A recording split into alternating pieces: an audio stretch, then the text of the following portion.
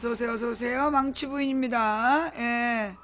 자, 이제 우리 올해 아주 간만에 우리 주제곡 들으면서 녹화할게요.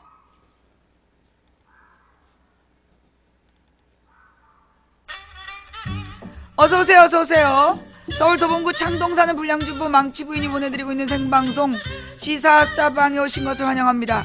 반갑습니다. 감사합니다. 어서오세요. 예. 반가 감사합니다. 어서 들어오세요. 예.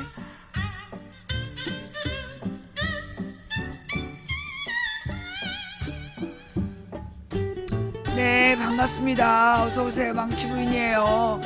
네네.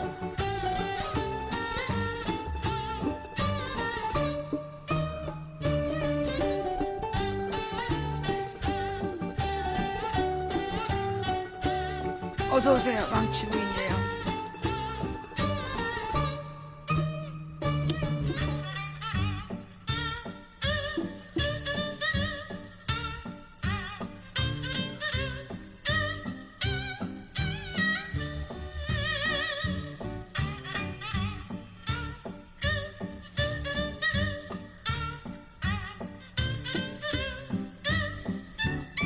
반갑습니다. 감사합니다. 어서오세요.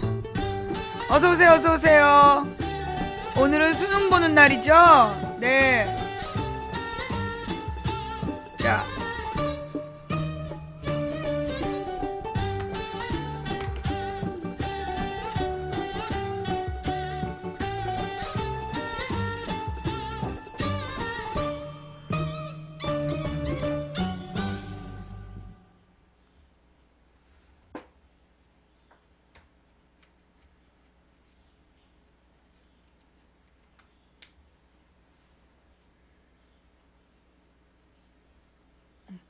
자, 어서 들어오세요. 어서 들어오세요. 반갑습니다. 감사합니다. 망치부인입니다. 네. 아직 우리 시청자분들이 많이 안 왔으니까, 예. 시청자들이 많이 안 왔으니까, 잠깐 기다리면서,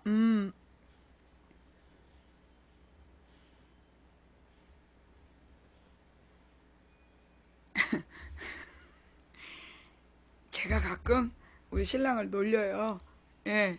신랑을 놀릴 때, 어떻게 하냐면, 여보, 사랑해. 고마워. 미안해. 이렇게 딱 보내. 그러면, 한참 뒤에 우리 신랑이, 왜? 이렇게 보내.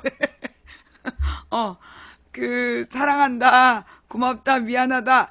사실 이렇게 부부간에 늘 자주 해야 되는 말이거든요. 네. 근데 늘, 왜? 굉장히 두려움에 떨면서 네. 훔치네. 그럴 때마다 아주 짜릿한 쾌감이 느껴지죠. 심심하면 주로 그래요.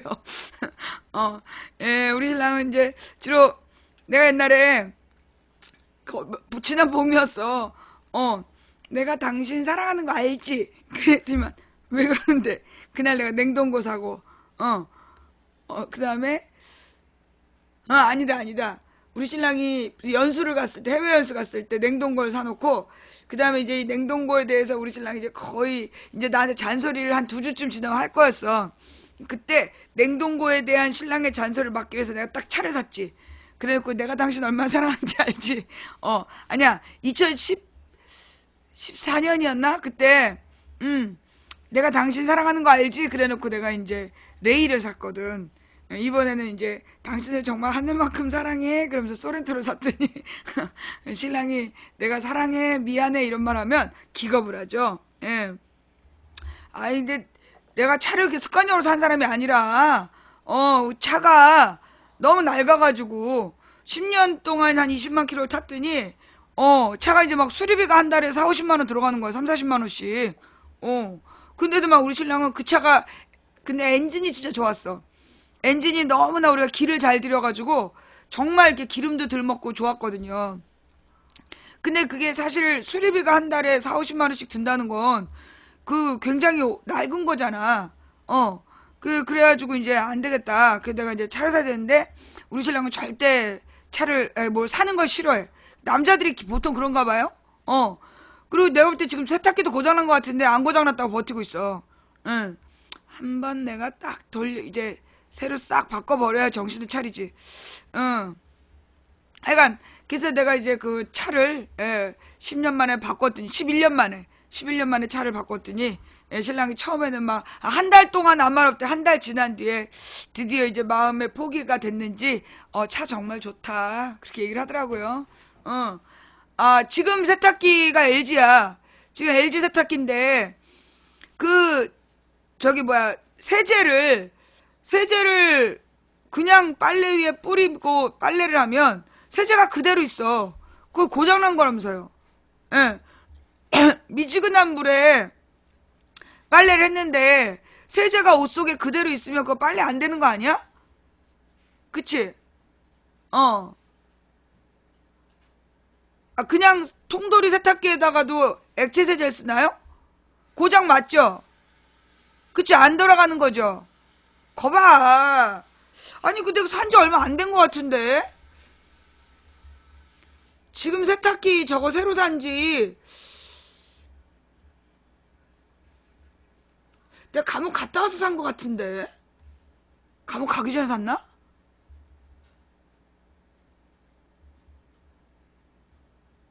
어,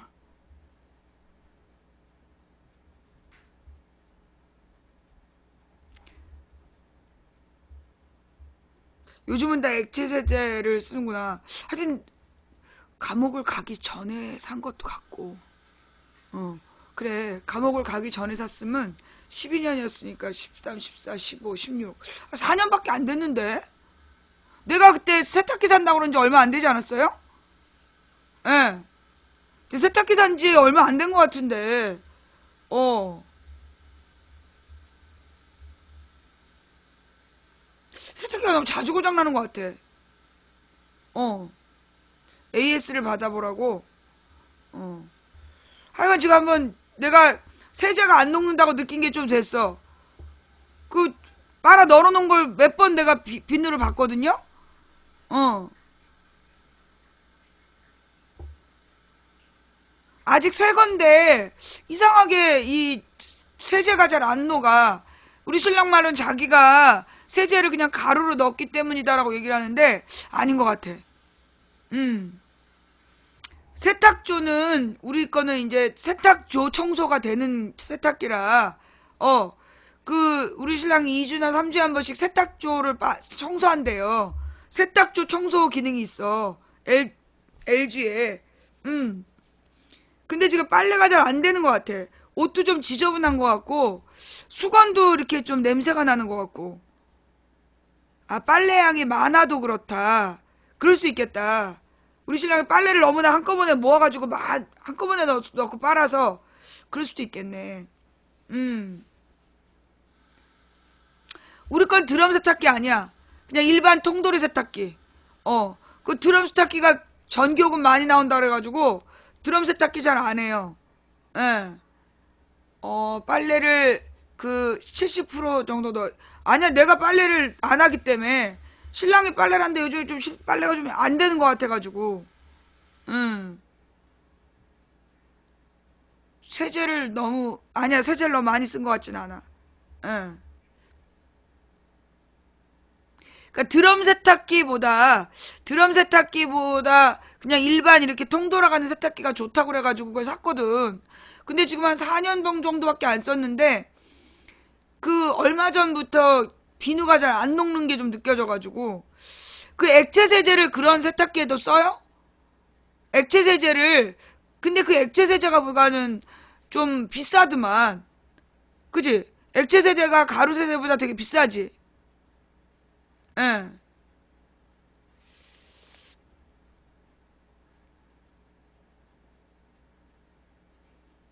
액체 세제 일반 게 있는데 좀 비싸다. 그러니까 내가 장을 못 보러 가잖아. 우리 신랑이 장 보러 갈 때 안 데려간단 말이야. 맨 갖고 쓸데없는 거 사온다 그러면서 그래갖고 이제 그 장 볼 때 나를 안 데려가기 때문에 내가 만약에 가면 이제 액체 세제를 한번 찾아볼게. 어. 신랑이 저 장 보러 갈 때 안 데려가. 치사하게 싫어. 예? 비슷비슷하다. 어. 배달을 시키라고? 안 돼. 어. 베이킹소다.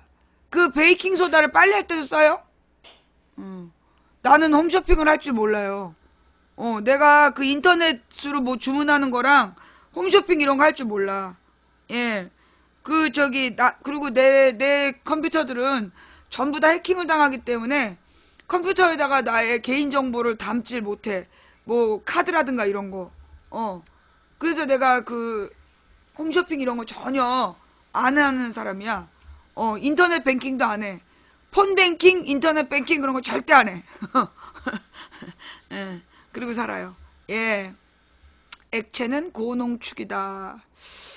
하여튼 빨래 문제에 대해서 진지하게 신랑이랑 얘기를 해야 되는데 요즘 우리 신랑 너무 바빠.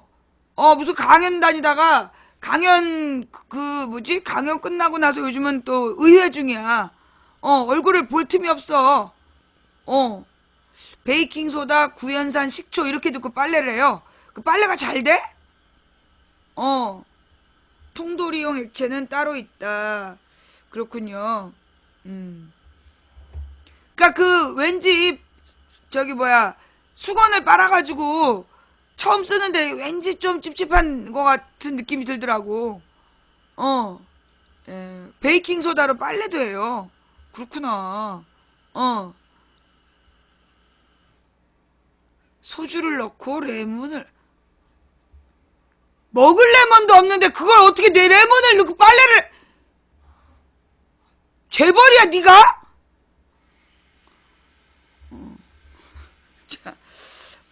자, 오늘은 수능 본 날이죠. 네, 우리 이제 시청자들이 자녀분들이 이제 고3이면 자녀분들이 고3이면 오늘 같은 날 방송 차분히 못 볼 것 같아요. 네. 사실 이제 오늘 텔레비전에 보니까 자녀들이 이제 수능 보러 간 엄마들이 막 울더라고. 아들 뭐 고생했어. 하면서 막 우는 거야. 아마 그 엄마는 그 아들의 공부에 정말 최선을 다해서 도와줬던 모양이에요. 나는 우리 딸 수능 볼 때 못 울 것 같아. 예. 뭐 별로 도움이 안 됐기 때문에. 근데 이제 오늘 같은 날, 수능 보는 날, 여러분들께 좀 드리고 싶은 당부. 사실 우리 딸이 고2예요. 우리 딸이 고2라서 이제 1년 뒤면 수능을 본단 말이야? 그럼 이제 그 수능을 볼 때 얼마나 이렇게 부모로서 마음이 아프겠어. 그리고 이제 지금 요즘은 고2가 수능 보기 전에 막 되게 마음들이 심란해지는 것 같더라고요. 중2 애들이 사고 치는 거랑 고2 애들이 방황하는 거랑 이렇게 좀 통하는 것 같아. 그러니까 이제 얘네들이 그 고3, 중3에 대한 압박감을 견디지 못해갖고 이제 중2 때 방황하고 고2 때 방황하고 그러는 것 같더라고요. 네. 근데 이제 드는 생각이 뭐냐 하면 애들이 왜 이렇게 방황하냐. 아까 오늘 아침에 무슨 라디오에도 나오던데 우리나라 수능 본다고 비행기도 못 뜨게 하잖아. 수능 본다고 듣기 평가할 때 비행기를 못 뜨게 한 나라는 우리나라밖에 없어. 전국 공항에서 수능 보는 날 비행기 못 뜨게 하는 건 우리나라밖에 없는데, 예. 그래서 전 세계에서 기가 막혀 한대잖아. 근데 이제 그게 왜 그러냐. 뭐 1, 2점이 인생을 가른다. 1, 2점이 당락을 가른다고 그렇게 이제 막 모든 국민이 막 수능에 대해서 굉장히 중요하게 생각하잖아요. 그래서 아이들한테 네가 이 수능을 못 보면 네 인생 끝인다, 조진다 막 이러면서 애들한테 겁주고. 근데 여러분, 그 수능 잘 봐갖고 명문대 간다고 그래서 그게 과연 인생의 성공일까요? 오늘 아침에도 보니까 국민일보에 그 연세대학교 단체 톡방에서 거기서 막 여학생 성기를 묘사하고 뭐 그런 일들이 막 벌어져가지고 난리가 났잖아. 고대 단톡방 성추행, 연대 단톡방 성추행, 명문대들이 막 이 성희롱 성추행 문제가 굉장히 심하지 않습니까? 예. 그리고 지금 텔레비에 나와서 사고 치는 저기 새누리 국회의원들 상당수가 서울대 출신이에요. 예. 그러니까 우리가 아이들한테 그러면서 이제 애들한테 명문대를 나와야 된다라고 우리가 강요하고 있는데, 과연 명문대가 인생의 성공이냐? 명문대가 인생의 성공이냐? 그리고 사실 지금 이번에 정유라 사태에서도 보여지듯이, 막 정유라가 고등학교도 제대로 중학교도 제대로 준비를 안 했고, 고등학교도 제대로 졸업 안 했는데 이대를 들어간 거 아니야. 그러면서 막 그 고등학교를 제대로 다니지도 않은 애가 성적 특기생이 돼가지고 대학교를 간 거 아니에요? 그 모든 게 뭐냐 하면 결국은 이 입학사정관 제도라든가 입시제도 자체가 잘못되어 있는 거야. 입시제도 자체가 사실 정유라 하나겠냐고. 나는 이번에 그 정유라 문제를 보면서 느끼는 게 과연 저게 정유라 하나겠냐. 뭐 학생생활 뭐 종합생활 뭐 어쩌고 저쩌고 하면서 학생부 종합 전형이라는 뭐 그런 게 있대요. 근데 그 학생부 종합 전형이라는 게 그게 정말로 아이들의 실력에 따라서 되고 있는지, 저렇게 정유라처럼 또 부잣집 자식들한테 부잣집 자식들은 그렇게 학교 교장과 그 뭐예요 특정 교사들과 짜고 그렇게 애들에게 불이익을 주고 있는 거 아니냐. 사실 지금 이게 대학교가 아이들의 실력대로 가는 거냔 말이야. 무슨 얘기냐면요, 우리나라 이 대학 입시제도가 정말로 잘못돼가지고 그 가령 이제 입학사정관 제도로 가는 대학은 얘가 왜 떨어졌는지 왜 붙었는지 기준이 없다는 거야. 학생부 종합전형으로 애가 합격이 되면 그 종합전형을 비교해봤을 때 뭐 때문에 떨어지고 뭐 때문에 붙었는지 알 수가 없는 거야. 한마디로 그냥 학교맘인 거야. 그 학교맘. 그러면 이 학교에서 어떤 의도를 가지고 무슨 권리로, 그러니까 무슨 기준으로 학생을 뽑았는가, 이게 근거가 없는 거예요. 그러니까 지금 우리 아이들이 좋은 대학을 못 간 게 애들의 실력 탓이냐? 아니라는 거지. 근데 우리는 아이들에게 네가 이번에 대학교에 대학교 시험을 못 보면 네 인생이 망가진다 이러면서 애들한테 너무 겁을 주는 거야. 나는요 진짜 우리 애들한테 그 학교의 뭐라나 대입 성적이 인생을 결정한다라는 그런 잘못된 우리들의 생각을 물려주지 말았으면 좋겠어. 어차피요 명문대를 들어가도, 명문대를 정말 천재적으로 들어가도요 명문대 졸업했다 그래서 취업이 잘 되는 것도 아니야. 명문대를 졸업했다 그래서 취업이 잘 되는 것도 아니고, 억지로 취업을 했다고 그래서 그 사람이 종신토록 거기 직장을 끝까지 다닐 수 있는 것도 아니야. 명문대를 들어가면, 아니 명문대를 나와가지고 뭐 좋은 그 기업에 들어갔다. 그 기업에서 한 30대 후반 되면 명예퇴직하라고 그래. 그래서 40대부터 중소기업으로 옮겨야 돼. 그러면 중소기업으로 옮기는 이유가 뭐냐면 그 대기업하고 이렇게 그 하청 관계를 맺기 위해서 간단 말이야. 근데 그렇게 중소기업으로 간 사람들이 많아. 거기서 또 경쟁을 하는데 그 경쟁도 결국 이 사람이 간 중소기업의 제품이 얼마나 좋으냐가 중요한 게 아니라 이 간 사람과 중앙 대기업과의 끈, 이런 걸로 관계, 이런 걸로 결정이 된단 말이야. 그러다 보니까 지금 우리나라가 정말 실력으로 성공하는 나라냐? 그렇지 않다는 거예요. 근데 우리는 우리 아이들에게 무조건 그 제도권 틀 안에서 시키는 대로 그냥 무조건 따라라. 그러니까 애들이 거기에 대한 압박감을 견디지 못해서 명문대를 들어가서 성범죄자나 되고 있는 거 아니야. 그러니까 우리가 정말 이제 그 인생을 아이들에게 그렇게 우리 시대에는 학벌이 중요했어. 근데 내가 볼 때 지금은 나는 별로 학벌이 중요하다고 생각 안 해. 어느 대학을 꼭 가라. 어느 대학을 나와야 된다. 아니 그럼 뭐 하냐고. 솔직히 해서 서울대, 연고대, 이대에 정유라 같은 애 한 명밖에 없었겠냐고. 여러분 저기 애들한테 물어보고 싶어. 고등학교 졸업한 애들한테 너네들 학교 다닐 때 제대로 수업도 안 듣고 개판으로 공부도 별로 안 했던 애가 명문대 간 거 있냐? 제보 좀 받아봤으면 좋겠어. 학교 다닐 때 학교생활 개판으로 한 새끼들 중에, 그런 연놈들 중에 명문대 갔다 온 애들 있냐? 그래서 그거 제보 받아서 걔네들이 무슨 조건으로 무슨 자격으로 갔나, 이거를 나는 검사해봐야 된다고 봐요. 예, 조사해봐야 된다고 봐. 이 우리나라의 사립학교들이 너무나 부당하게 말도 안 되는 학생부 종합전형으로 그 애들의 인생을 갈라치고 있는 거 아니야. 그 부모들과 학교의 그 어떤 썸씽? 이걸 가지고서는 애들의 미래를 결정짓는 이런 나라에서 우리가 애들을 들볶지 말자. 예. 우리가 예, 우리가 애들을 들볶지 말자. 우리 애들이 사실 진짜 실력으로 인정받는 나라가 아니야. 결국은요, 요즘은 아이의 성적은 애의 실력이 아니야. 아이의 실력으로 되는 게 아니라 아버지의 인맥과, 뭐라냐, 할아버지의 재산과, 그 다음에 아버지의 인맥과, 엄마의 정보력, 아이의 체력. 애는 체력만 튼튼하면 되는 거야. 그래야 학력이 결정된다는데, 그게 결국은 우리 집안의 성적인 거야. 그래놓고 애한테 왜 이렇게 성적이 나쁘냐 이런 얘기하면 안 돼. 애한테 공부 잘해라 막 성적이 최고다 그런 얘기도 나면 하면 안 된다고 봐. 나는 별로 정보력도 없고 우리는 우리가 정치하는 사람이기 때문에 남편의 인맥을 동원해서 애를 대학 보내면 그게 곧 치명상이고 결국 우리 딸이 좋은 대학을 못 간다면 그건 우리 부모의 탓 아니야? 그러니까 우리가 부모들이 애들한테 막 그 명문대 가라고 얘기하지 말고 차라리 대학이 아닌 다른 능력으로 성공해라. 막말로 최순실의 학벌도 가짜라며. 최순실이 무슨 미국에 있는 무슨 유아교육과를 나왔다라고 이제까지 떠벌리고 다녔는데 그 대학에는 유아교육과가 없었대.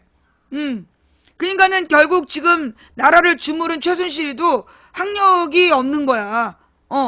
그러니까 우리가 그 학력이라는 거에 지나치게 매달리면서 수능 시험에 1, 2점이 인생을 가른다라는 생각으로 애들을 괴롭히지 말자. 공부는요, 나는 솔직히 대학은 공부하고 싶어서 환장한 애들만 가게 해야 된다고 봐. 공부하고 싶어서 환장한 애들만 대학을 갈 필요가 있다라고 보고,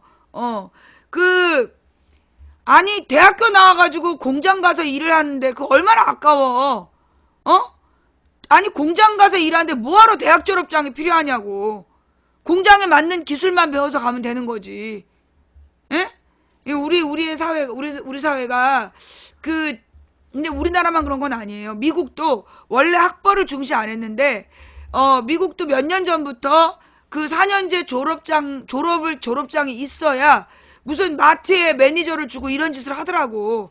그래갖고 왜 톰 행크스가 나오는 영화가 있어. 그 줄리아 로버츠가 교수로 나오고 톰 행크스가 학생으로 나오는 그런 이제 영화가 있었는데 그걸 보면 그 미국의 그 중산층의 몰락 그리고 이제 미국이 학벌주의로 바뀌어가는 얘가 이제 무슨 마트에서 제일 열심히 일한 사람이었는데 이 마트의 주인이 바뀌면서 이제 그 소위 연령이 오래돼서 계속 돈을 많이 줘야 되는 사람을 자르는 거야. 자르면서 핑계가 뭐냐면 너는 대학교 졸업장이 없지 않냐. 그러니까 너는 대학교 졸업장을 따와야 너를 그 매니저를 시켜주겠다. 그래서 이 사람이 대학교를 가서 줄리아 로버츠를 만나는 그런 얘기가 나온단 말이에요. 이제 그런 걸 보면 미국 사회도 막 학벌 중심으로 바뀌고 있는 그런 추세인 거야. 한마디로 고등학교만 졸업해도 먹고 살 수 있는 나라가 안 되고 있다는 거죠. 내가 몇 년 전에 프랑스를 갔을 때는 프랑스에서는 그러니까 고등학교 졸업생 중에 대학 진학자가 30%가 안 된다는 거야. 그러니까 프랑스는 고등학교만 졸업해도 충분히 우리나라 대학교 졸업 이상자들처럼 그 토론이 가능하다는 거야. 왜냐하면 고등학교 수업 전체가 우리나라 무슨 인문학부 수업 같은 거야. 그러니까 막 그 고전을 다 읽고 두꺼운 고전을 읽고 자기의 생각을 리포트로 낸다든가 그리고 읽고 토론한다든가 이런 게 수업이기 때문에 그래서 프랑스는 고등학교만 졸업해도 다 공원에서 책 읽고 있어. 그 이제 미국 같은 경우에는 전부 다 주말에 텔레비전 보면서 그 팝콘 먹으면서 텔레비전 보잖아. 근데 프랑스 사람들은 고등학교만 졸업해도 그 휴일에 전부 공원에 가서 책 읽고 있더라 이거지. 그러니까 그게 우리가 뭔가 좀 잘못된 구조를 따라가고 있고 그러면서 무조건 학벌 중심 학벌이 있어야 먹고 사는 로맨틱 크라운? 그게 영화 제목인가? 사실 우리나라는 대학교 졸업해도 깡통들이 많잖아. 대학교 졸업하고도 묻지마 투표하고 대학교 졸업하고도 아무 생각 없이 그냥 박근혜 지지하고 그런 사람들도 있잖아. 그런 걸로 보면 학벌이 인생을 결정하는 이 사회는 끝났다. 그래서 정말 어려서부터 그리고 우리 부모님들이요. 자기가 하는 일을 부끄럽게 여기면 안 돼. 가령 무슨 도매업 하시는 부모님들, 세탁업 하시는 부모님들 이런 분들이 자기가 하는 일에 대해서 되게 하찮게 여기고 너는 나보다 잘 살아야 된다. 너는 판검사해야 된다. 그런 생각을 버려야 된다니까. 솔직히 얘기해서요. 도매업으로 성공한 거, 그거 일종의 마케팅이에요. 마케팅에서 성공한 거야. 도매 시장에서 그 장사를 하고 있다면 그거는 그 영업 분야에서 베테랑인 거야. 왜냐면 거기서 살아남는다는 건 일반인들은 불가능한 일이잖아. 그런 부모들이 자기가 해온 장사에 대해서 자긍심을 가져야 돼. 그리고 그 장사를 아이에게 가르쳐야 돼요. 근데 우리나라는 상인이 제일 산농공상, 그래서 상인이 제일 미천하다. 그건 옛날에 조선시대 얘기고, 지금 자본주의 사회에서 모든 것의 기본은 마케팅이고, 그게 상업 아니야. 거기다 이 도매시장에서 장사를 한다. 그러면 그거야말로 굉장히 중요한 전문직이에요. 나는 도매시장이 전문직이라고 봐. 그리고 가령 도배하는 데 있어서 아주 오랜 경험을 갖고 있다. 그것도 나는 전문직이라고 봐. 우리가 전문직이 무슨 판사 검사도 아버지가 재벌일 때나 잘 나가는 거야. 아버지가 재벌일 때나 잘 나가고, 재벌이 아닌 판검사들은 그 판검사 그만두고도 그렇게 돈 많이 못 벌어. 그러니까 우리가 정말로 이 삶을 살아가면서 아이들에게 인간적인 가치관을 달리 가르쳐야 된다. 우리가 막 소위 사자 들어가야 전문직인 것처럼. 근데 그 사자 들어가는 자리가요, 그것도 실력으로 되는 게 아니야. 최동국 봐봐. 실력으로는 최고인데 지금 검찰에서 잘렸잖아. 그러니까 우리가 우리 자식들에게 우리 어른들이 만들어놓은 잘못된 틀거리를 강요하면서 거기에 맞춰 살아라. 그러면서 너는 무능하다. 네가 거기서 실패하면 너는 실패자다. 그렇게 얘기하지 말았으면 좋겠어요. 예, 정말 그 대학교는 공부하고 싶어서 환장한 사람들, 하루 종일 공부를 해도 지치지 않는 사람들이 있어. 끊임없이 하루 종일 책을 보고 하루 종일 막 뭔가 어떤 문제를 풀려고 막 매달려 있는 사람들, 그런 사람들은 진짜 대학을 가야 돼. 근데 그런 사람 아니면 난 대학 가는 거 반대야. 예. 그렇게 해서 대학 가봤자, 대학 가가지고 그렇게 등록금을 1억 가까이 쏟아 부어봤자, 그 대학교 졸업장을 가지고 어디 돌아다니지도 못하고 어디 내놓지도 못하는 졸업장을 위해서 우리 돈 쓰지 말자. 차라리 그 1억을 500만 원씩 나눠가지고 한 번에 500만 원 정도를 주고 너 6개월 정도씩 가서 해외 배낭여행 하고 와라. 그게 나는 더 좋은 교육이라고 봐. 중국을 가서 중국 가가지고 진짜 몇 년을 한번 중국의 바닥을 굴러봐라. 그 막 유럽에 가서 유럽의 바닥을 한번 여행자로 굴러봐라. 미국 대륙, 북미 대륙, 남미 대륙을 한번 굴러봐라. 그러면 그런 데 가서 실제로 사람들이 사는 모습을 보고 어떻게 먹고 사는지를 보고 나면 세상을 보는 눈이 달라져서, 나는 그 1억 원을 학교에 갖다 주는 것보다 그 돈으로 아이들이 여행을 하면서, 우리나라 여행도 중요해요. 우리나라를 이렇게 무전 여행을 해보는 것도 나는 참 의미 있다고 봐. 그래서 곳곳에 가서 일을 해가지고 일당을 받아서 그걸로 또 다음 여행지를 가고, 그런 경험들을 많이 하게 해주는 게 도리어 우리가 인생을 달리 사는 거다. 그리고 우리가 이제 막 지방에서 애들을 이제 무조건 도시를 보내고 막 대학교 가라고 막 강요를 하잖아요. 근데 엄마 품을 떠난 자식들이 도시에 가서 외롭고 그래서 사고치고 제대로 공부가 안 된단 말이야.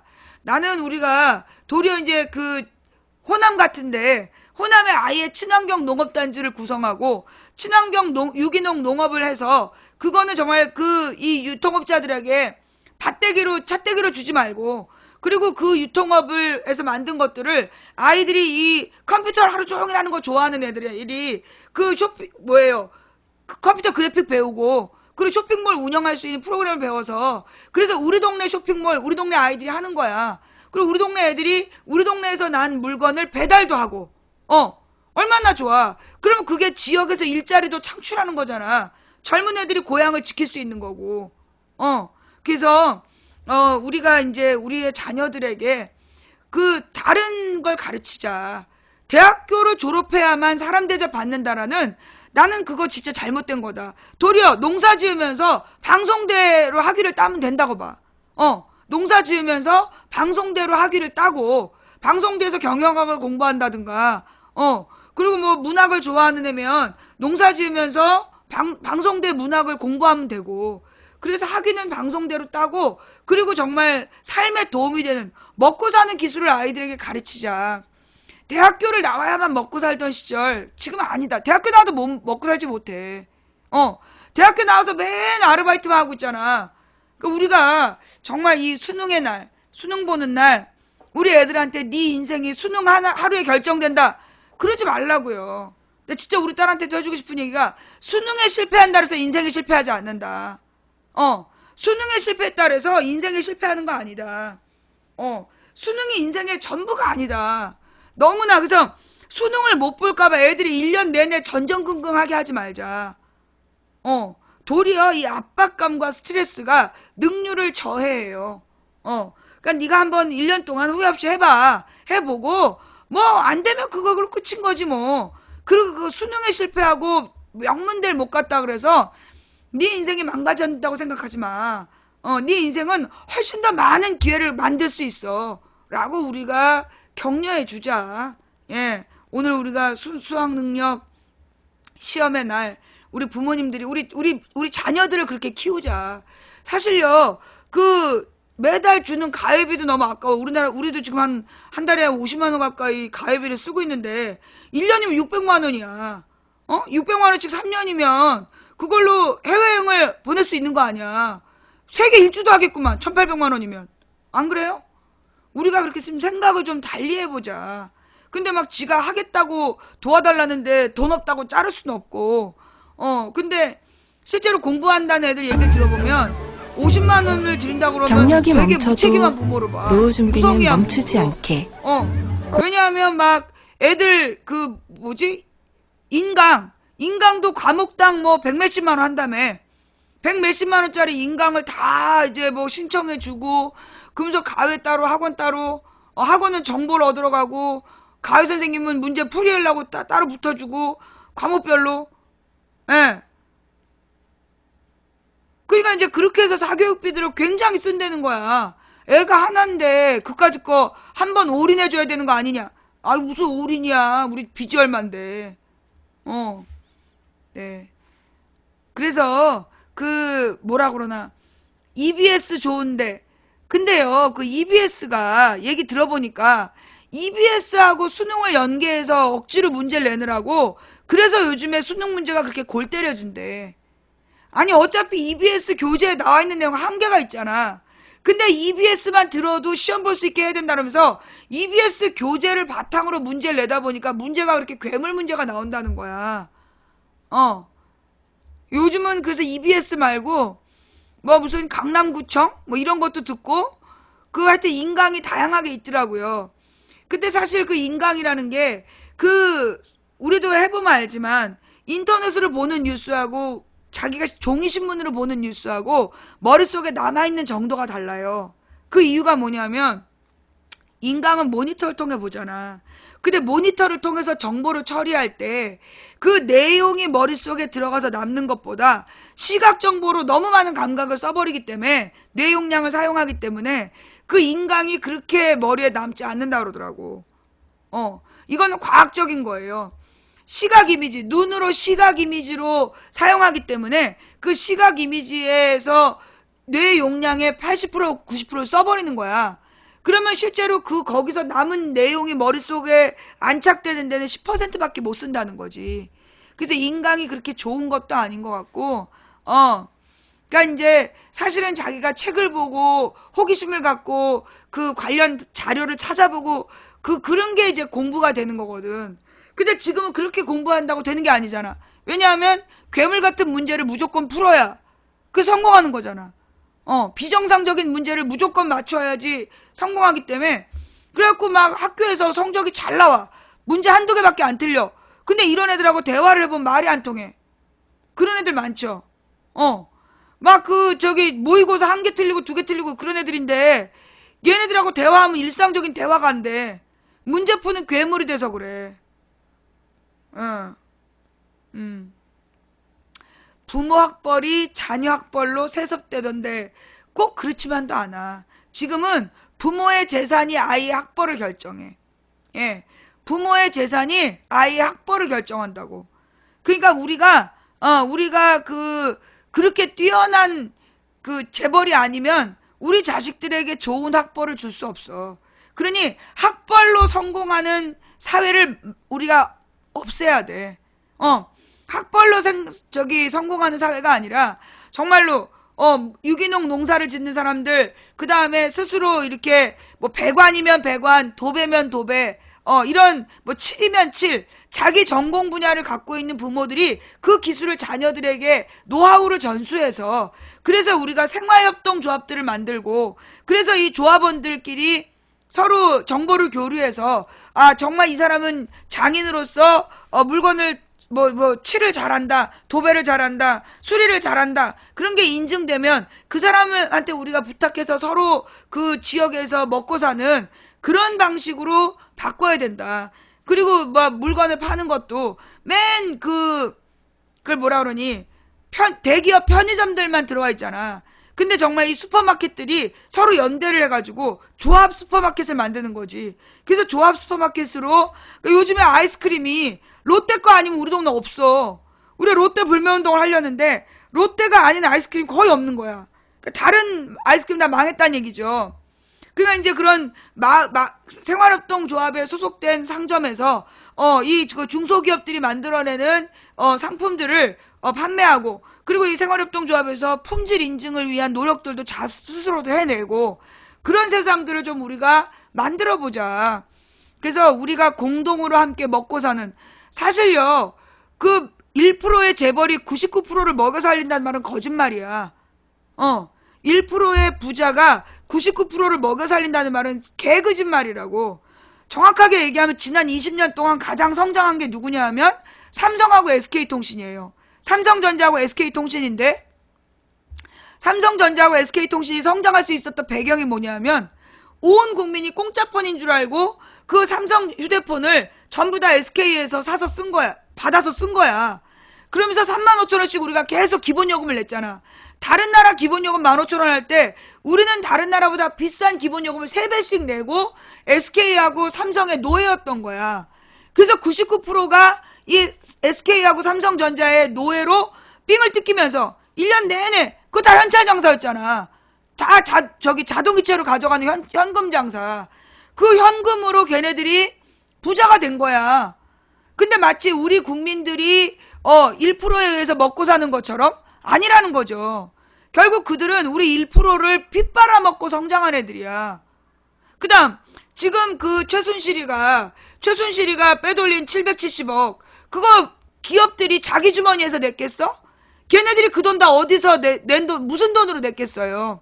노동자들한테 줘야 될 돈 안 주고 창고에 넣어놨던 거 거기서 꺼내준 거 아니야. 결국은 이 최순실과 박근혜는 우리 노동자들이 받아야 될 돈을 지네들의 사리사욕으로 채웠던 아주 인간 말종들인 거죠. 그죠?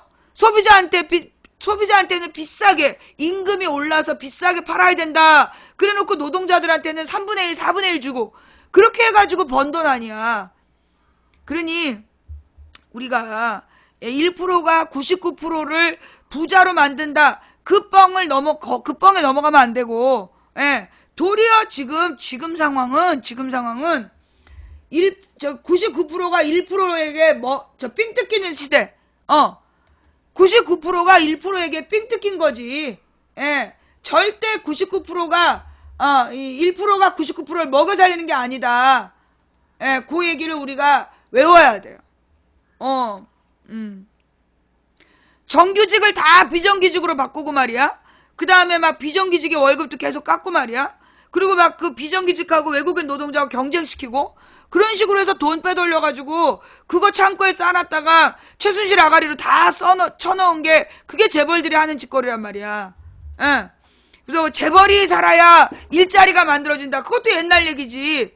재벌들이 요즘에 우리나라 중소기업하고 거래하냐고. 저 공장 지을 거 전부 다 베트남이니 필리핀이니 중국이니 이런 데 가서 짓는 거 아니야? 그래갖고 거기서 값싼 노동력으로 물건 만들어갖고 우리한테 비싸게 팔아먹고. 예. 그러니까 우리가 그 1%가 99%를 먹여 살린다는 그 신자유주의 시대의 거짓말에 그래서 빨리 깨놔야 돼. 도리어 우리가 그러니까 어떻게 하면 되냐? 우리 99%끼리 뭉치면 1% 없어도 우리끼리 다 먹고 사는 거야. 잘 생각해보면 99%끼리 뭉치면요 1% 새끼들 없이 1%한테 삥 안 뜯기고 그걸 전부 다 우리가 나눠 먹을 수 있는 거야. 어차피 우리가 소비하는 거 우리끼리 소비하고 우리끼리 물건을 만들어서 팔고 우리끼리 공유하고 그러다 보면 우리끼리 가르치고 그게 1% 새끼들을 제외하고 99%가 우리가 뭉치면 훨씬 다른 세상을 만들 수 있다. 실제로 이제 그 이탈리아를 가보면 이탈리아가 되게 지역별 그 차이가 커요. 예. 이탈리아의 지역별 차이가 뭐냐면 이탈리아의 북부에 이제 뭐 그 르노도 북부지. 그리고 뭐 그 밀라노, 그리고 베네치아 이게 이제 이탈리아의 북부 지방이야. 여기는 이제 그 발전된 공업지대예요. 그리고 이제 알프스 산맥의 낙차를 이용해가지고 거기서 이제 그 옛날부터 공업지대가 발달이 된 거야. 그 다음에 이제 중부지방은 주로 관광업에 종사하는, 그래서 무슨 뭐 피렌체라든가, 또 바티칸이라든가 이게 다 중부지방에 있어. 시에나 뭐 이런 게. 그리고 이제 남부지방이 이제 나폴리, 이런 게 이제 남부지방에 있는데, 이 이탈리아 남부 지역이 지금 지중해를 타고 들어온 난민들이, 예, 그 난민들이 전부 다 이 남부지방에 막 버글버글 사는데 먹고 살 길이 없으니까 이 사람들이 막 소매치기 같은 걸 많이 한대. 그래서 지금 이탈리아 원래 남부가 그 관광의 제일 명소였어요. 그 나폴리가 세계 3대 미항이라 그랬어. 가장 아름다운 항구. 근데 지금은 그 나폴리의 사람들이 관광을 못 가는 거야. 그 치안이 불안정해가지고. 인터라케는 스위스고. 이제 그래가지고 이탈리아의 지역별 편차가 되게 심해요. 그러다 보니까 지금 도리어 이탈리아는 어떤 상황이냐면 우리가 괜히 통일했다. 차라리 분리하자. 왜냐하면 이제 그 북부 지역에서 세금을 걷어서 남부를 먹여 살리는데 북부 지역이 돈이 아까운 거지. 그러니까 이제 차라리 분리 독립하자라고 주장을 하는데 웃기는 건 뭐냐? 실제로 분리 독립은 북부 사람들이 원하는 거야. 왜냐하면 북부 지역만 따로 자기네들의 세금을 자기네 복지에다 투자하면 정말 잘 먹고 잘 살거든. 그런데 도리어 지금 분리 독립을 주장하는 게 남부 지방이야. 왜 그러냐? 남부 사람들을 또 꼬신 거야. 배총리 이런 새끼들이 언론을 통해서 이럴 거면 차라리 남부는 따로 독립하자라고 얘기하는 거야. 그게 뭐랑 똑같냐면 영국의 브렉시트, 그 다음에 미국의 트럼프 선거랑 똑같은 거야. 지금 이탈리아의 남부 사람들이 그 속아 넘어가는 거야. 그래갖고 실제로 자기네들이 분리 독립하면 북부 사람들끼리만 잘 먹고 잘 산다는 얘기야. 근데 그런 걸 잘 모르고 그냥 남부에서 분리 독립하자고 막 주장하는 거야. 너무 안타깝지.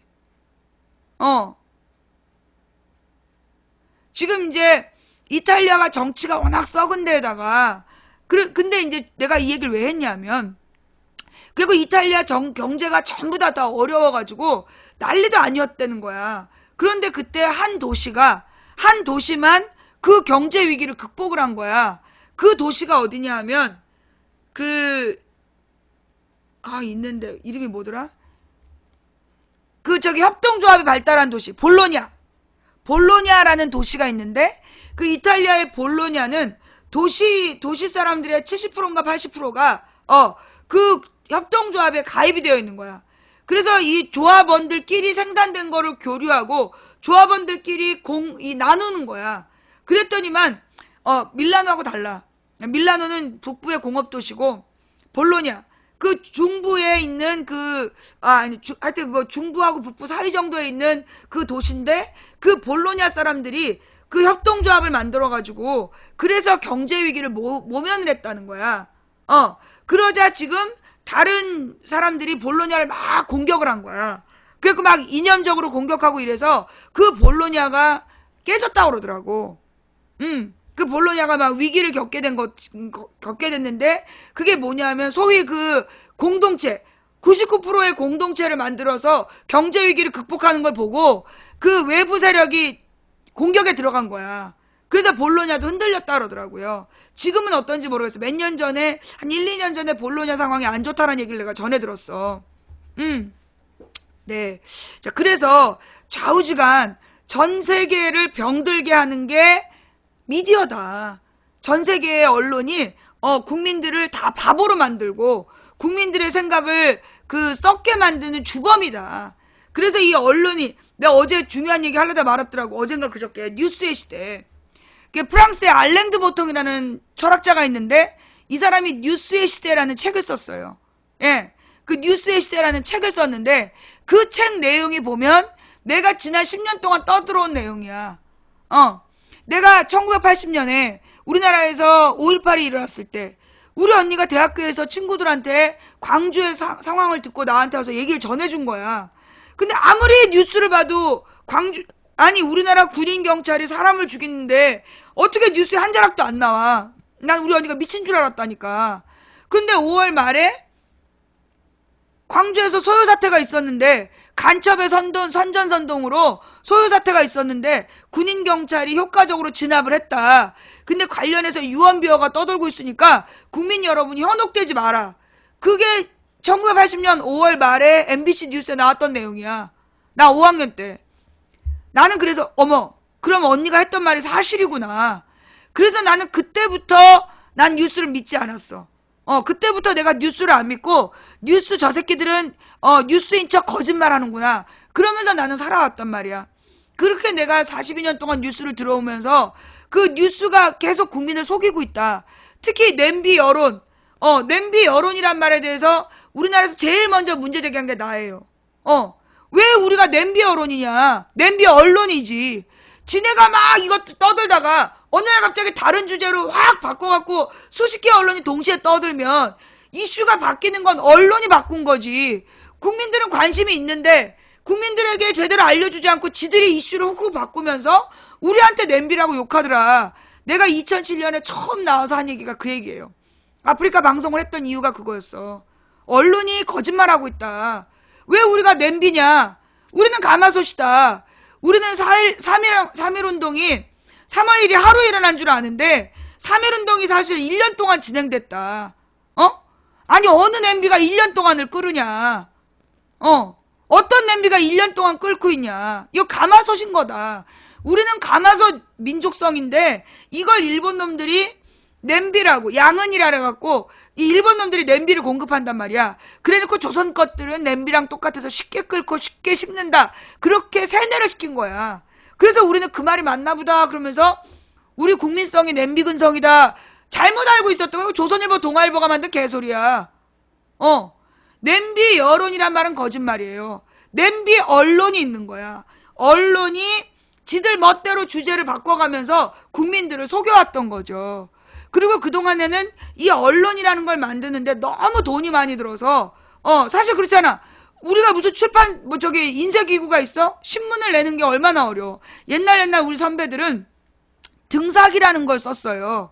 그래서 막 손으로 뭐 이렇게 볼펜 비슷한 거 잉크 없는 볼펜으로 무슨 판을 긁어가지고 거기에다 잉크를 묻혀가지고 갱지라고 그래가지고 아주 싸구려 종이에다가 막 그 시커멓게 등사가 되는 그런 걸 돌려가지고 막 뿌리면서 진실을 보도하고 그랬던 게 우리 옛날 시절이었어. 그러다 그것도 막 그나마 만들어 놓은 걸 다 털리면 그냥 죄에 잡혀가고 그러면서 사실 우리가 국민들에게 진실을 알릴 방법이 없었단 말이야. 그래도 입소문으로 우리는 4.19 혁명을 하고 5.18 항쟁을 하고 87년 60 항쟁을 한 사람들이야. 그리고 이 방송을 만든다는 게 너무 힘들기 때문에 그리고 옛날에는 종이신문 중심이었지만 1980년대부터 그 텔레비전 중심으로 바뀌었던 거야. 우리나라에서 70년대까지만 하더라도 라디오 문화였어요. 라디오 뉴스를 사람들이 다 들었어. 근데 80년대부터 텔레비전이 온 나라에 다 공급이 되면서 그래서 이제 텔레비전을 통한 이제 그 국민 세뇌가 됐단 말이야. 근데 실제로 텔레비전은 정말 자본이 많이 들어서 눈으로 보여주면서 시각적으로 설명할 수 있는 그런 돈이 너무 많이 드니까 점점점 이 민주 언론이 줄어들고 있었어. 사라지고 있었지.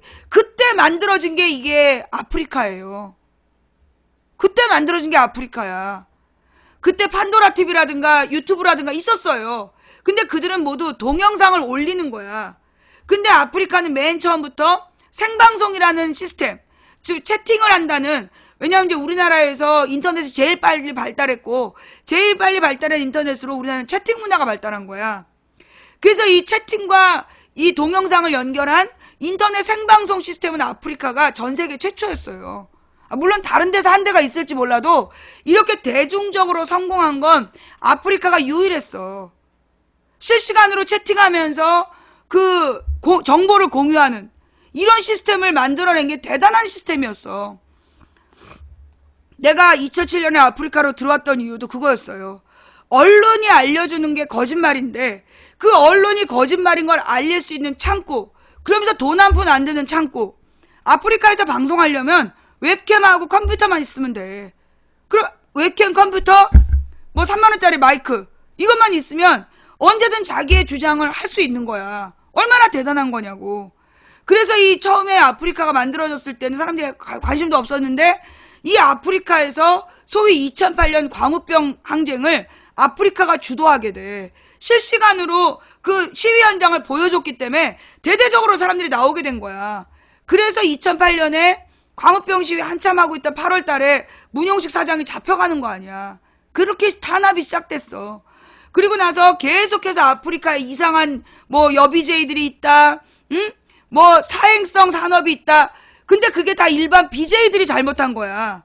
일반 BJ들이 잘못하는 건데 그게 아프리카 전체가 그런 것처럼 싸잡아서 비난을 하면서 이제까지 아프리카 욕을 한 거예요. 그러면 아프리카에선 그런 문제 있는 BJ들을 어떻게 했느냐? 죄 잘랐어. 전부 다 경고 주고 그렇게 그런 방송 하지 말라고 그러고, 아니면 아프리카 시청자들이 가서 그 방송을 폭파시키거나 아프리카에서 방송 못하게 괴롭히거나 그랬단 말이야. 그래서 어느 사이트보다도 자정 능력을 가지고 발달한 게 아프리카예요. 지금도 솔직히 우리가 손석희 뉴스, 나 진짜 오늘 그 어제 거 손석희 뉴스를 오늘 보면서 내가 실시간으로 못 봐. 심장이 떨려가지고. 그리고 이렇게 중간에 못 들으면 다시 돌려서 들을 수가 없잖아. 그러니까 나는 아침에 들어, 손석희 뉴스를. 근데 오늘 그 손석희 뉴스를 이제 딸이랑 같이 듣는데 딸이, 엄마, 손석희 뉴스 없으면 우리나라 어쩔 뻔 봤어? 그러던 거야. 진짜 그래요. 손석희 뉴스가 없으면 어쩔 뻔 했나. 그 말이 맞아. 근데 손석희 뉴스가 언제 생겼냐? 그 13년 11월에 생겼어요. 13년 11월에 생겼어. 그 전에는, 그 전에 13년까지는 그러면 뭐밖에 없었냐? 아프리카밖에 없었다니까. 아프리카밖에 없었어. 예. 그래서, 사실 이제 우리 아프리카에서 계속해서 그 2010년에 천안함 사건, 연평도 사건 벌어졌을 때, 그때 낙곰수도 없었어요. 소위 이 인터넷에서 시사 방송을 하는 게 나랑 팩트TV밖에 없었는데, 팩트TV 현장 중계는 사람들 많이 봤어. 근데 그 뉴스를 분석하고 그 올바른 방향을 찾고 이거는 나밖에 없었어 그때. 내가 교만하게 생각하는지 몰라도 2010년에 하루에 14시간씩 천안함 가지고 내가 방송을 했잖아. 그때 내가 그 모든 나온 수천 개의 뉴스들 중에서 진실을 보도한 것들 뽑아가지고 국민들한테 보여준 거야. 그래서 우리 방은 그때 2010년부터 천안함에 문제가 있다, 천안함이 북한의 탓이라는데 근거가 없다, 그걸 나는 2010년부터 14년까지 주장한 사람이야. 그다음 세월호 문제 터지고 난 다음에 계속해서 세월호 문제에 대해서 물고 늘어지고 있는 거고 지금까지. 낙곰수는 2011년 4월에 나와. 2010년에 천안함 문제, 연평도 문제는 나 혼자 싸웠어. 그래서 2010년에 11월에 연평도 사태가 터지고 그 연평도 사태 때문에 국정원이랑 나랑 붙어요. 그게 11년 1월이야. 2011년 1월에 나랑 국정원이랑 붙어가지고 한판 세게 붙고 그때 DC 인사이드의 연평도 북계 갤러리랑 나랑 붙은 거야. 그 1월 달에. 그래서 내가 이긴 거야. 연평도 북계 갤러리를 이겼다니까. 내가 혼자 이긴 게 아니라 DC 인사이드 사람들한테 도움을 요청했어. 여러분들이라면 용서가 됩니까? 그래갖고 DC에서 야구 갤러리하고 그 다음에 코미디 갤러리가 딱 나서가지고 그 연평도 북계 갤러리 짓밟아 버린 거야. 그래서 연평도 북계 갤러리가 죽고 3개월 만에 나온 게 낙곰수야. 지금 생각해보면 연북계리 죽고 나서 3개월 만에 나온 게 낙곰수야. 그리고 그 낙곰수를 얼마나 많이 퍼돌렸는지.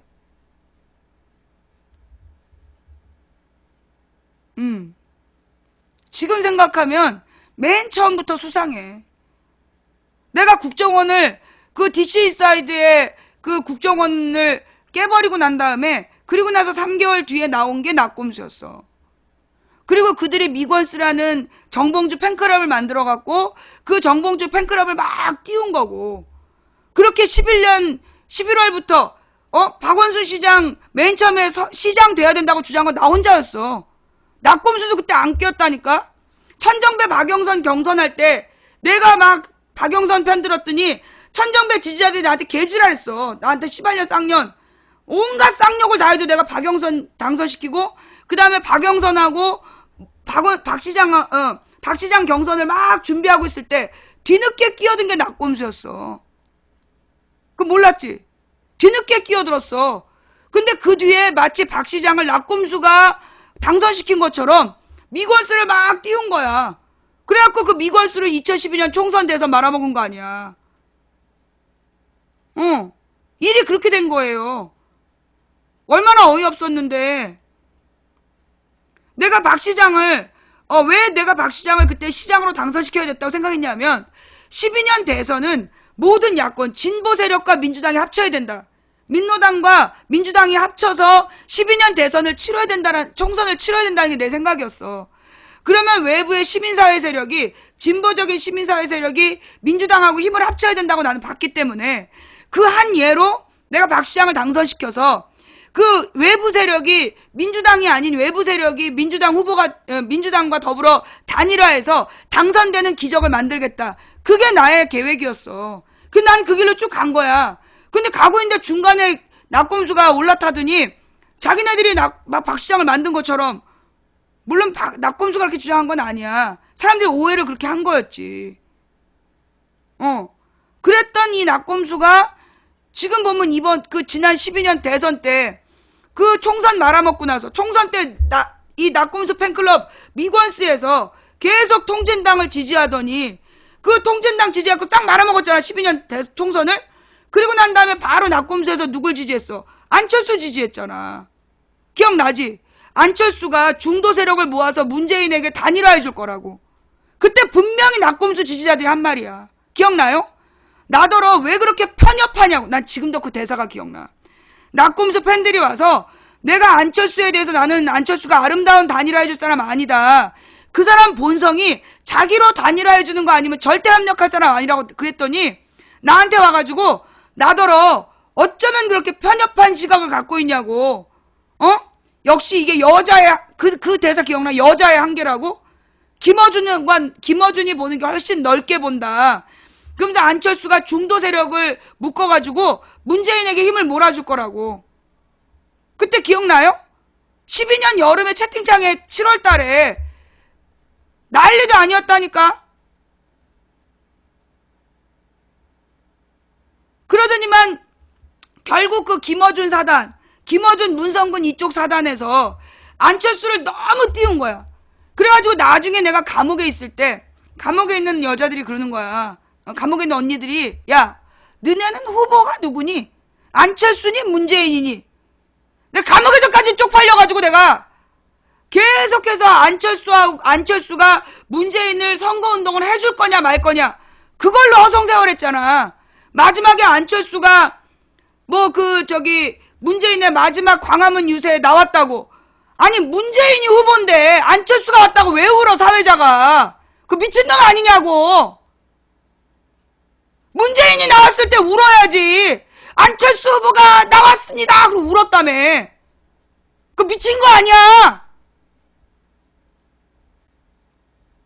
그런 짓거리를 했어 낙곰수 팬들이.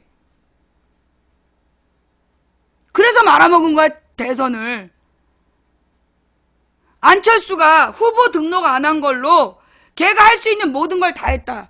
그러니 내가 이제 안철수를 잊어라. 안철수는 있고 내가 이제 안철수는 있고 뭘 중심으로 가라. 문재인이 보여주려는 대한민국이 뭔지를 설명해라. 계속 감옥에서 외친 게 그거야. 찾아오는 사람마다 이제 안철수는 잊어라. 더 이상 안철수 입에 달지 말고 문재인이 보여주려는 그 미래가 뭔지, 문재인의 대한민국은 어떤 나라인지 딱 두 마디야. 사람이 먼저다. 담쟁이. 뭐 대한민국 국민들로 담쟁이가 되라는 거야? 사람이 먼저다? 아니 사람이 먼저인데 뭐보다 먼저인데? 사람이 먼저인 어떤 세상인데? 그런 얘기 아무도 관심이 없었어. 안철수, 망치 부인님, 안철수가 선거운동을 안 나왔어요. 문재인 지지를 확실하게 안 하고 있어요. 그러고 있더라니까. 그래서 내가 문재인이 그래서 진다 그랬어.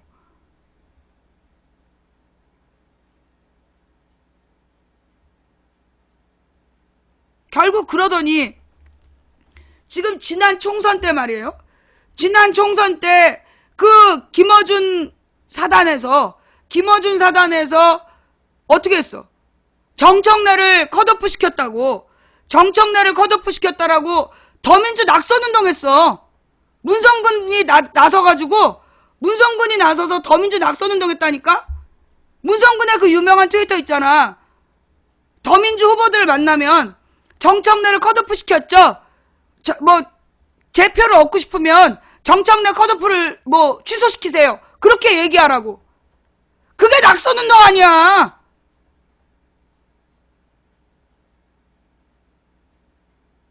그래서 지난 총선 때 결국 그 무슨 팟캐스트, 문성근이 이끄는 그 팟캐스트 진행자들 죄 다 같이 더민주 낙선운동 했어. 정청래 컷오프 시켰다고.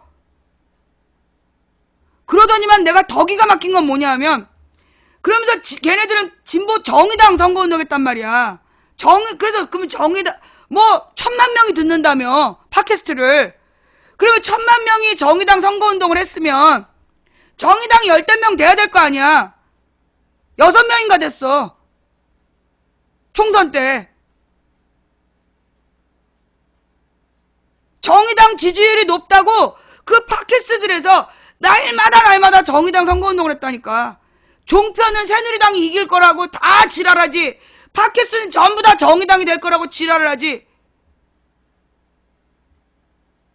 그 속에서 간신히 그 더민주 일당 만들고 우리 국민들이 간신히 더민주 일당 만들고 여소야대 국면 만들어 놓으니까 세상에 지네가 뭘 했다고 추미애 선거운동을 하냐고. 그때 더민주 낙선운동했던 김어준 사단이 지네가 뭘 했다고 더민주 당대표 경선에 후보를 지지해. 생각할수록 어이가 없지 않아요? 그래갖고 그렇게 만든 추미애가 뭐 했어? 전두환 예방한다고. 노무현 대통령 살았을 때 한 번도 안 찾아간 여자가 화합을 위해서 전두환을 찾아가? 이게 미쳐도 곱게 미쳐야지.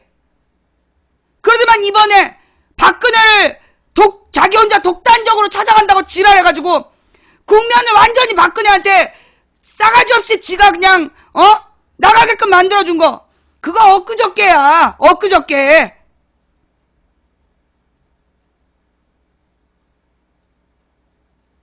그 추미애를 밀어놓고 추미애가 김민석과 더불어서 호남을 끌어안기 위한 노력을 하고 있다. 이게 다 문재인을 위한 노력이니까 조금만 기다려달래. 나한테 누가 텔레그램으로.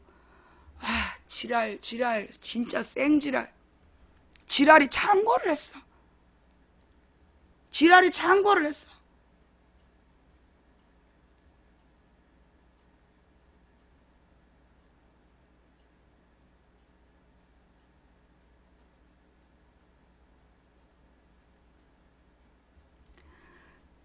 자, 지금도 나는 진짜 우리나라에 오마이TV에다가 나 진짜 묻고 싶어. 그렇게 이재명을 띄우면 어쩌자는 건지. 난 지금 요즘에 오마이TV에다 진지하게 묻고 싶어. 오마이TV하고 노컷뉴스에다가 CBS하고 오마이에다 진짜 묻고 싶어. 그렇게 이재명을 띄워서 나중에 어떡할 건데. CBS하고 그 오마이TV하고 그렇게 이재명 띄우면서 그 녹음 파일에 대해서 왜 침묵하냐고. 한 번도 공식적으로 안 물어봤어. 어? 오마이TV에서 왜 안 물어보냐고. 그 녹음 파일 내용이 굉장히 심각한데 이거 선거 때 터지면 어떡할 거냐? 물어봐야 언론 아니니? 한겨레 경향 지금 이재명의 녹음 파일이 그게 선거 때 종편에서 터지면 김어준의 막말 논쟁은 애교가 되는데 정동영 막말, 김어준 막말은 비교도 안 되는 거야. 14분 동안 쌍욕을 하고 있는 그 녹음 파일이 터지면 대선 말아먹을 텐데 그 부분에 대한 대책이 있느냐? 왜 물어보지 않아? 그게 어떻게 언론이야? 한겨레 경향 오마이 프레시안 그게 어떻게 언론이야?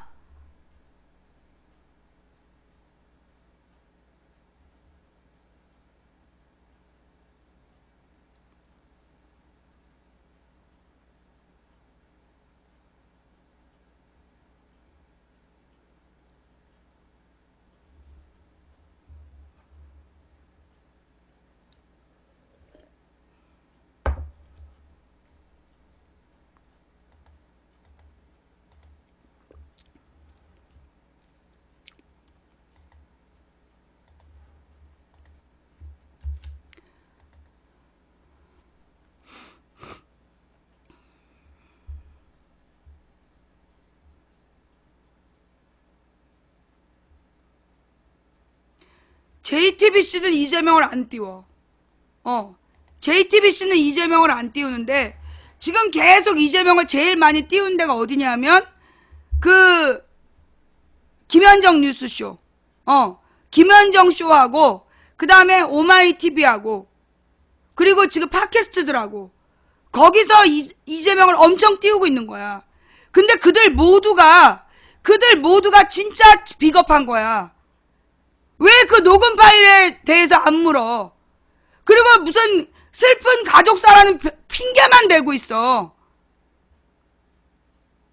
그치, 종편도 띄우고 있지. 종편은 원래 띄우는 거고 진보 언론 말이야.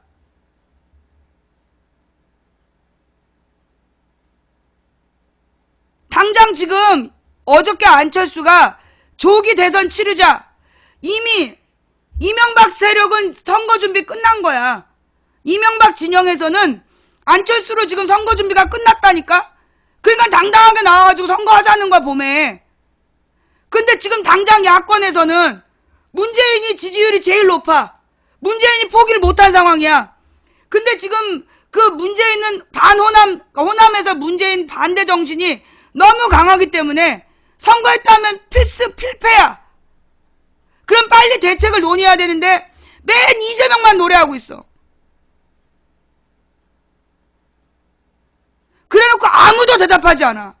이재명 지지자들이 아무도 대답하지 않아. 선거 때 이재명 녹음 파일 풀리면 어떡할 거냐. 나는 형수 것만 일어났더니 형한테 욕한 것도 있대.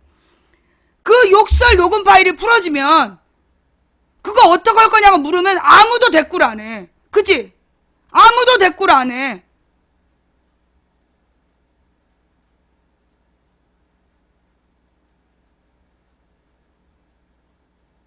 다 못 들은 척하고 딴 얘기해.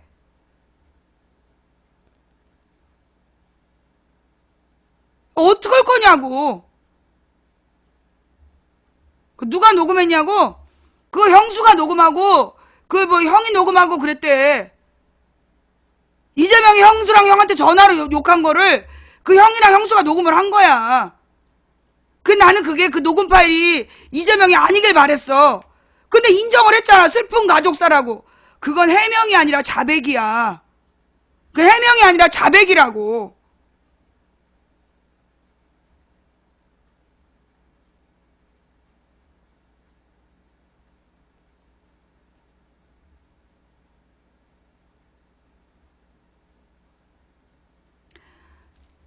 좌우지간. 그 다음에 이제 문재인 얘기로 넘어갈게. 이 문재인 LCT.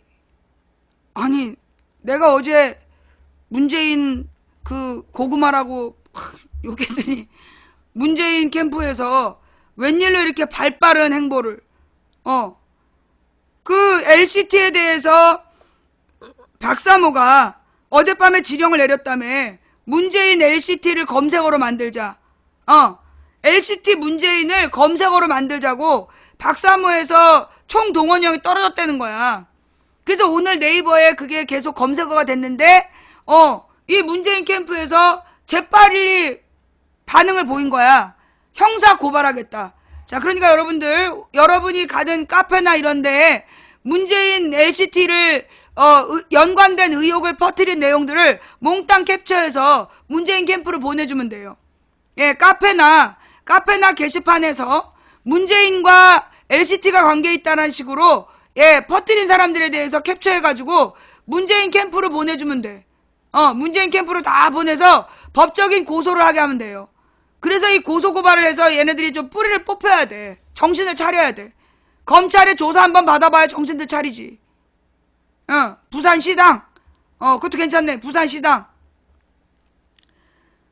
문재인이, 내가 볼 때는 가장 빠른 대처한 거야.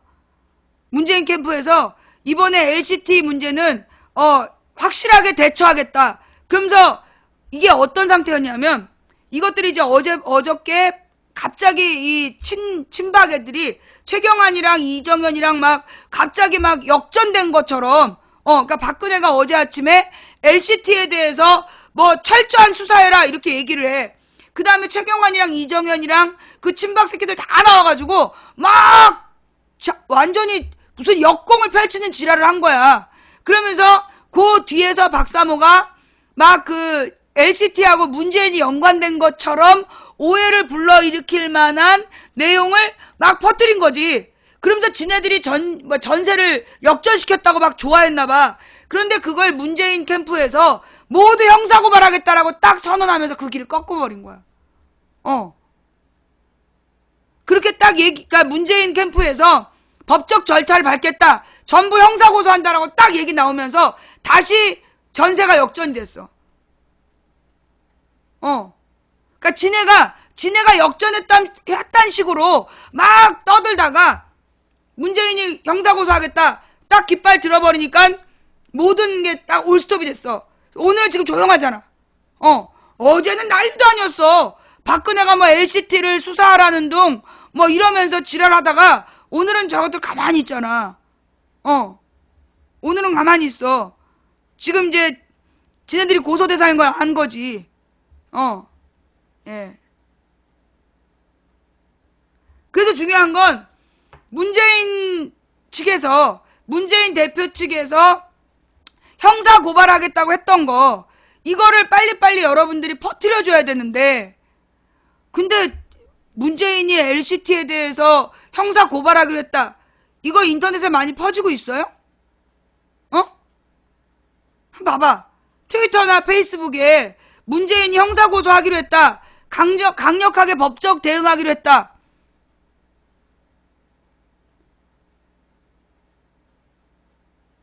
그게 지금 퍼져야 돼. 그게 지금 퍼져야 되는데 안 퍼지고 있잖아. 그 네이버 기사를 문재인 지지자들은 각자 본 거야. 근데 그게 각자 보고 끝나면 안 돼. 그 내용을 트위터로 막 퍼돌려야 돼. 트위터나 페북이나 인스타그램이나 뭘로 막 퍼돌려야 돼. 근데 보면 문재인 지지자들이 지금 이제 문재인의 남은 지지자들은 대부분 오프라인 지지자들이야. 오프라인 모임만 열심히 하고 온라인 활동을 전혀 안 해. 카톡이나 이런 걸로 오늘 빨리 퍼뜨려야 돼요. 이게 왜 필요하냐? 박근혜가 지금 LCT 수사를 지가 지시를 내려가지고 뭔가 이제 전세를 역전시켜 보겠다고 지금 꼴값을 떨고 있는 거야. 그러면서 박사모들이 그 카톡 프로그램으로 그 문재인하고 LCT가 연관된 것처럼 막 퍼뜨리고 있단 말이야. 그러니까 여러분들이 카톡으로 스스로 먼저 문재인이 그 LCT와 연관해서 허위사실 유포한 사람 엄정 대응하기로 했다. 그 뉴스를 먼저 뿌리란 말이야.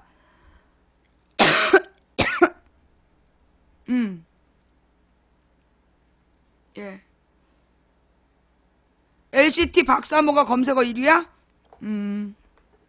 LCT 박사모? 지금 LCT 문재인을 LCT 문재인을 검색어 만들자고 얘기한 게 그게 박사모라며. 기사로 나왔어요. 예. 그 다음 그래서 지금 이제 문재인 캠프 쪽에선 현재 거의 온라인 활동이 눈에 안 보인다. 이런 중요한 얘기가 나왔으면, 예, 이런 중요한 얘기가 나왔으면 이거를 널리 퍼뜨려야 되는데 이게 전파가 안 돼. 그리고 문재인 지지자들이 나한테만 계속 텔레그램으로 괴롭혀. 문재인을 버리지 말아달라고. 백들이 나만 괴롭히고 있으니까 망하는 거야. 나한테 그렇게 버리지 말라고 얘기하지 말고 가서 호남 사람 한 사람을 설득하라고. 아, 나 진짜 돌아버리겠다니까 진짜. 그래놓고 내가 문재인의 그러니까 호남의 반문 정서를 어떻게 극복할 거냐 그랬더니 망치 부인님이 호남을 가서 자꾸 설득하면 된대. 야!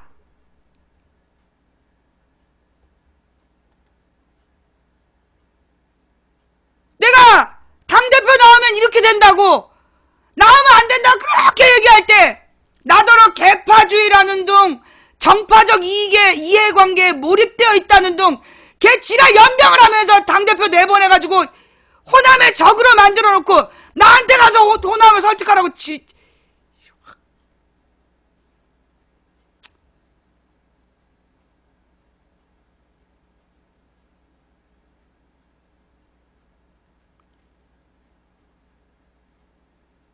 무슨 문자? 나한테 호남 설득하라는 거 아침에 채팅창에 나온 얘기야. 열받아가지고 내가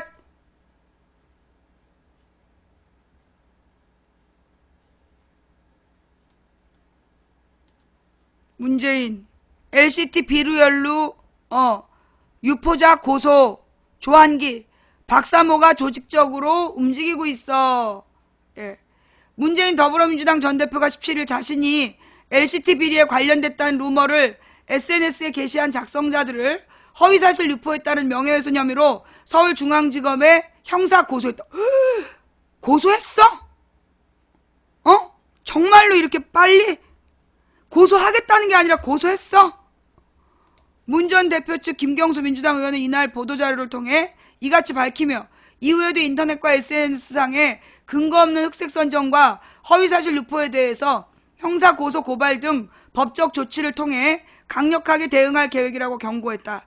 문 전 대표는 지난 대선 당시 시발단이나 댓글 부대와 같은 일이 다시는 되풀이되지 않도록 하겠다며 이런 식의 흑색 선전이 더 이상 대한민국의 정치와 선거에 발붙이지 못하도록 강력하게 대응하고 발번 세관해 나갈 것이라고 말했다.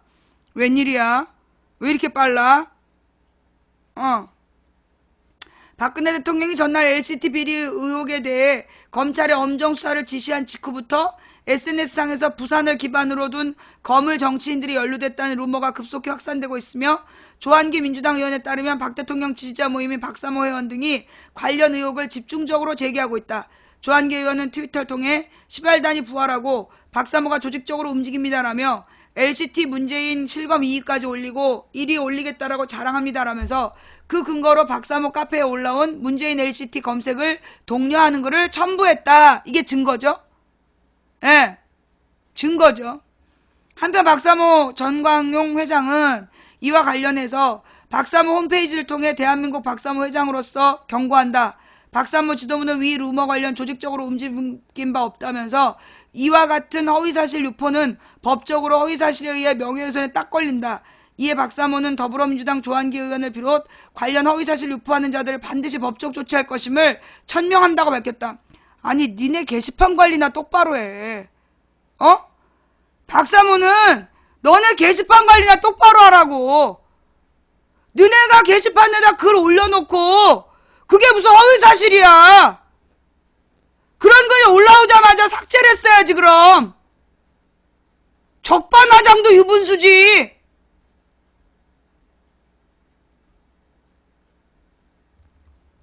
자, LCT 문재인이 LCT 박사모로 이것도 뭐야? 검색어의 역습. 그래서 이제 지금 LCT 박사모를 막 검색어로 지금 올려서 반대 분위기를 만들고 있는 거야? 의외인걸.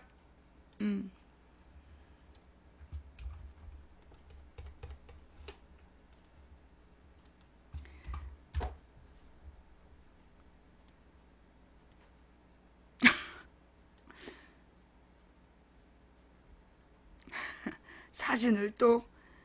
더불어민주당 문재인 전 대표가 부산 해운대 LCT 비리 의혹 연루설을 인터넷과 SNS로 유포하기를 강경하게 대응하고 나섰다.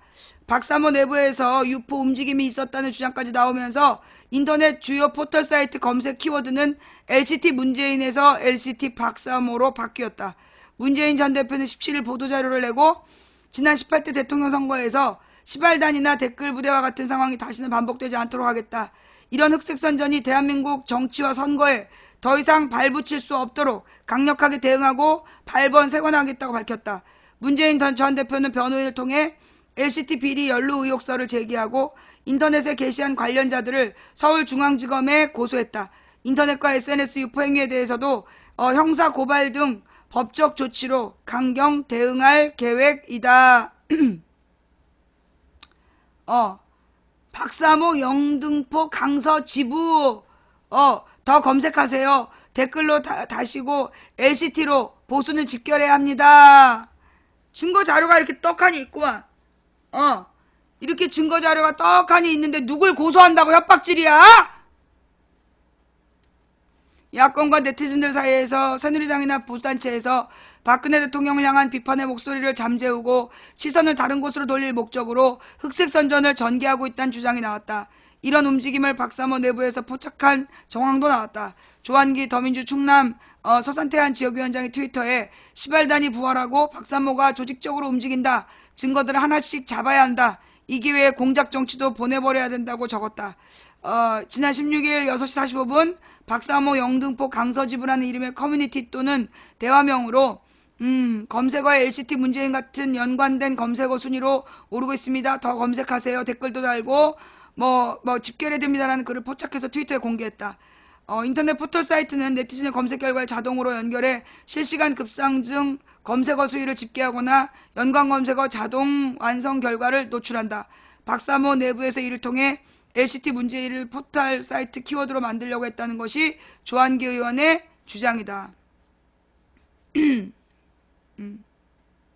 실제로 LCT 문재인 또는 LCT 수사는 한때 인터넷 포털 사이트의 실시간 급상승 검색어 순위에 노출됐다.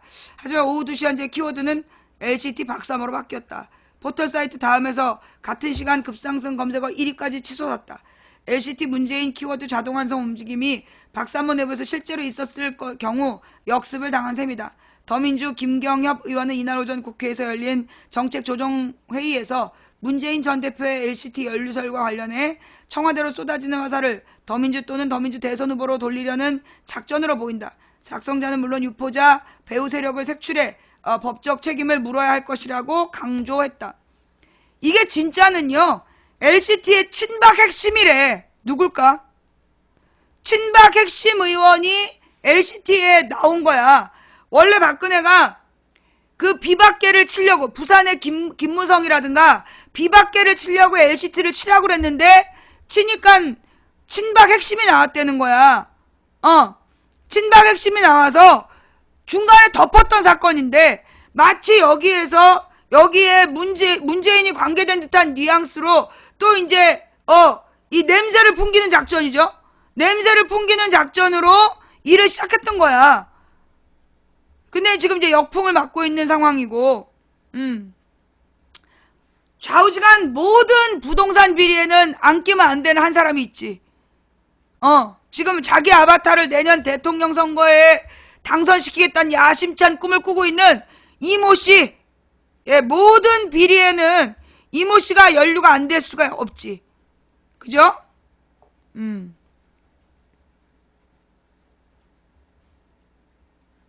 자, 그래서 좌우지간 이 LCT 검색어 LCT 문재인을 검색어로 만들었던 건 LCT 문재인을 검색어로 만들었다가 지금 역풍이 불었다. 예.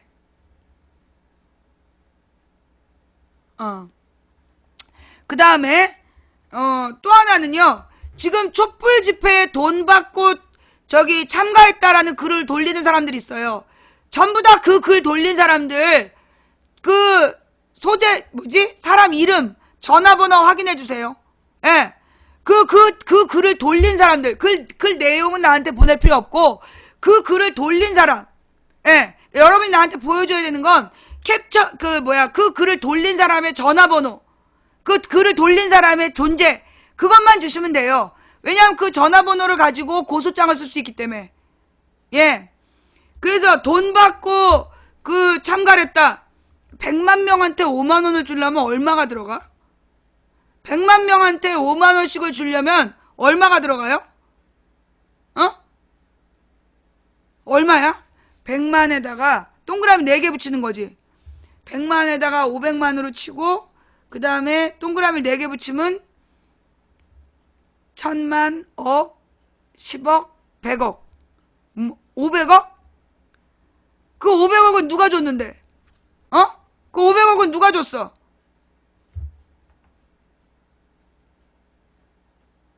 어디서 이런 개소리를 해? 이 모두 이 5만 원씩을 줬다라고 얘기한 사람들 공통점이 뭐냐? 절대 구체적인 얘기가 없어. 근데 마치 이게 진짠가요? 질문하는 놈들, 그 질문하는 놈들도 그거 캡처 떠가지고 다 같이 고소해야 돼. 질문하는 척 하면서 결국 그 의혹을 퍼뜨린 놈들이야. 그죠? 지금 허위사실 유포한 놈들, 이들이 누굴까? 얘네들이 누굴까요? 국정원과 무관할까요?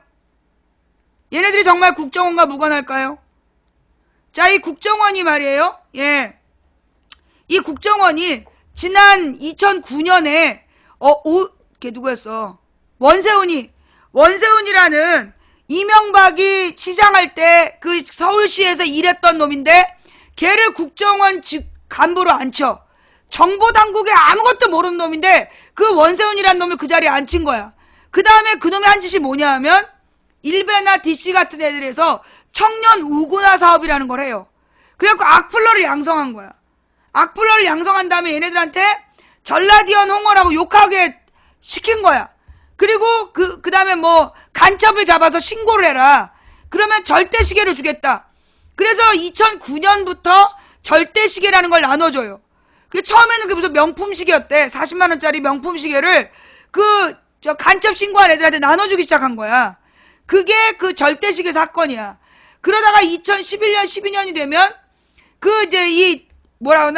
청년 우군화란 이름의 댓글 부대를 모집하고 걔네들 중에 우수한 활동 인자들을 요 국정원 직원 한 놈이 40명씩, 직원 하나가 40명씩 팀을 이루어갖고 72명이, 국정원 직원 72명이 한 사람이 40명씩 국정원 직원 움직였어. 그러면 몇 명이야? 2,800명이야. 2,800명이 각 사이트, 각 무슨 카페나 이런 데 사람 많이 들어가는 카페를 전부 장악하고 거기서 글을 쓰기 시작한 거야.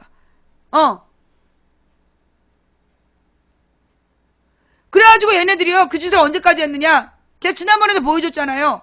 다시 한번 보여드릴게요. 예. 다시 한번 보여드리면,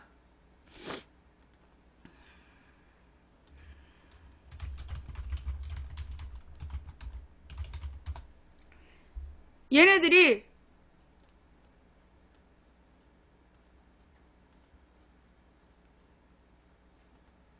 여러분이 저기에 가서 포털에 가서 국정원 절대시계 1배 이렇게 검색하면 나와요.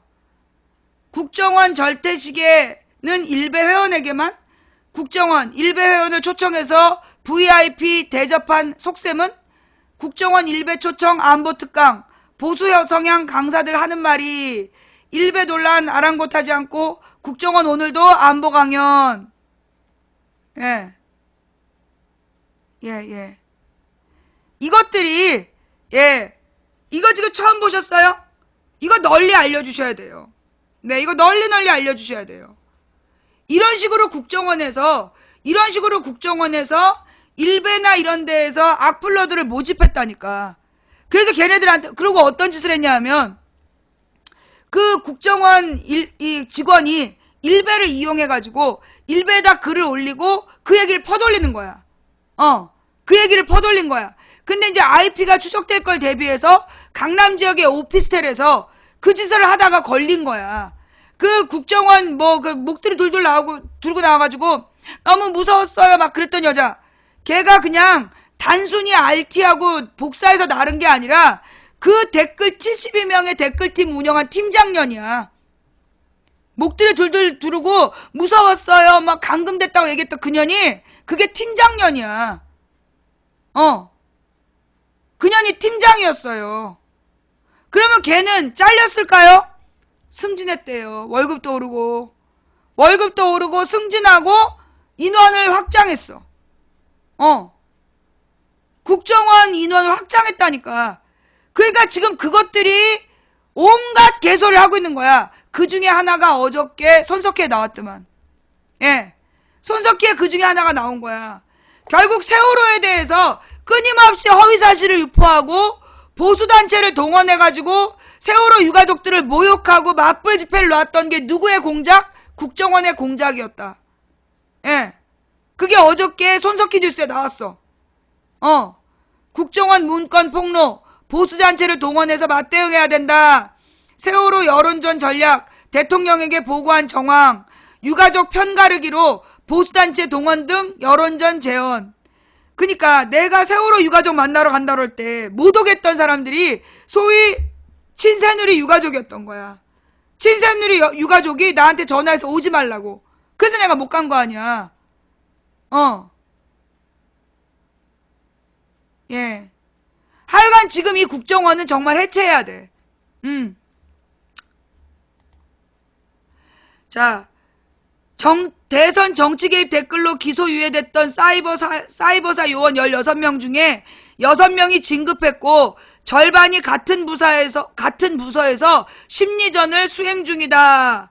대선 앞두고 묻지마 예산, 국정원 특수활동비 또 증액.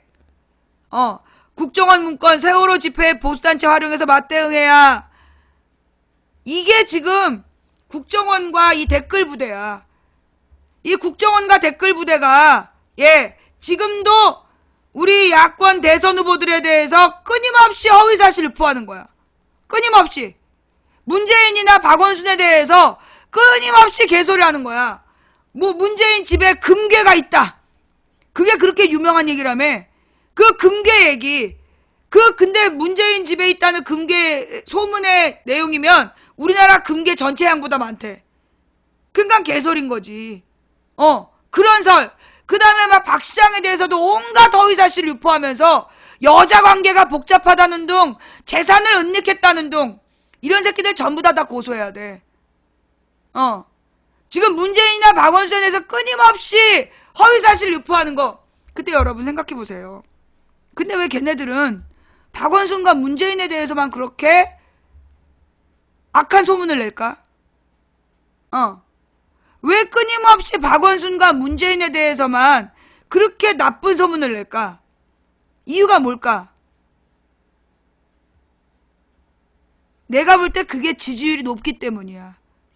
문재인, 박원순이 가장 지지율이 높기 때문에 그래서 문재인, 박원순에 대해서 그렇게 욕설을 하는 거야. 그래놓고 지금 제3후보 띄우느라고 이재명 지지율이 올랐다는 둥 이런 소리를 하고 앉아있는 거야. 일부러. 자, 여러분, 지금 대통령 지지율 나오는 발표하는 언론사들 전부 개소리예요. 내가 그 개소리 하는 거 이미 여러 번 입증했죠? 예? 지금 이재명이 3등 했다라고 발표한 여론조사 기관, 걔네가 지난 총선 때 정세균하고 오세훈 여론조사 결과 어떻게 발표했는지 봐봐. 정세균하고 오세훈 여론조사 몇 %라고 발표했는지 한번 보라고. 그리고 지난 총선 때 새누리당이 얼마나 이긴다고 썼는지 한번 봐봐. 그 새끼들 그거 선거에 관한 여론조사는 개구라야. 그 지지율이라는 거 전부 다 거짓말이라고. 나는 그 김현정 쇼에서 왜 그렇게 계속해서 그 말도 안 되는 여론조사를 끊임없이 방송하는지 나는 그것도 문제라고 봐요. 왜냐면 이 CBS가 사실은 여론조사에서 크게 실수한 적이 있어. 그게 언제냐? 여러분 안철수가 어떻게 대선 후보 된지 알아요? 안철수가 박원순 시장한테 서울시장 나가는 거 지지선언한 날, 그날 갑자기 그날 저녁 7시부터 11시 반까지 3시간 반 동안 CBS에서 750명한테 여론조사를 했어. 750명한테. 그래서 안철수하고 박근혜 둘 중에 누가 대통령이 됐으면 좋겠습니까? 그런 조사를 뜬금없이 한 거예요. 그래서 750명 중에 다수가 안철수를 얘기했어. 당연한 거 아니야? 그날 만약에 그 여론조사가 정상이었다라면 문재인 박근혜라든가 안철수 문재인이라든가 여러 쌍을 물어봤다면 그 여론조사는 말이 돼. 그런데 뜬금없이 안철수가 박원순의 서울시장을 지지한다 라고 얘기한 날, 안철수가 제일 주가 올랐던 날, 안철수 박근혜를 갑자기 대선 후보로 누굴 지지하냐고 물어봤어. 고작 750명한테. 그래놓고 안철수 박근혜를 이긴 첫 후보, 그러면서 그걸 보도했다니까? 그게 CBS야. 그 문제의 여론조사한 데가 CBS야. 예. 특히 CBS가 선거 관련한 여론조사는요, 굉장히 난 심각하다고 봐. 그렇게 안철수를 처음 띄운 게 CBS인데, 지금 그 CBS에서 이재명이 3위다. 그러면서 이재명을 또 띄우고 있어. 그리고 이재명의 녹음 파일에 대해서 철저히 침묵하면서. CBS가 종편은 아닌데 왜 그러냐? CBS에 돈 내는 게 대형 교회들이야.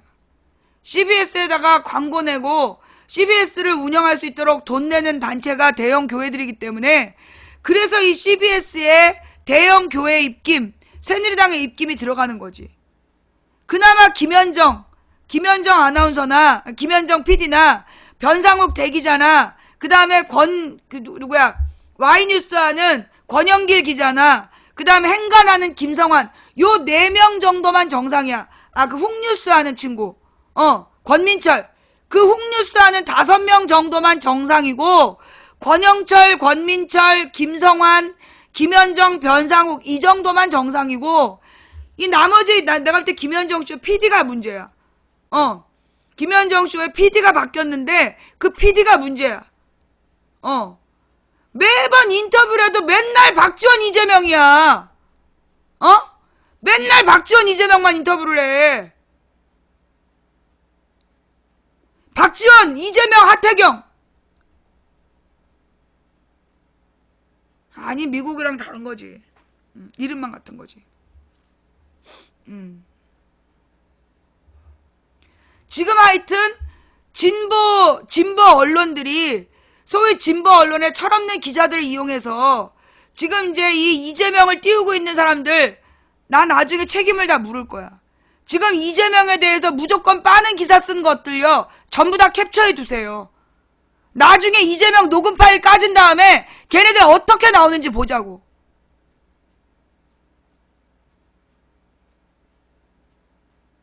자, 그 다음 내가 어저께도 얘기했지만, 문재인에 대한 호남 반문 정서, 호남의 반문 정서를 어떻게 극복할 건가? 그거 대책이 없으면요, 대선 못 치러요. 문재인이 지난 대선에서 받은 표가 1600만 표인가 될 거야. 그지? 지난 대통령 선거에서 문재인이 얻은 표가 1600만 표 정도 돼요.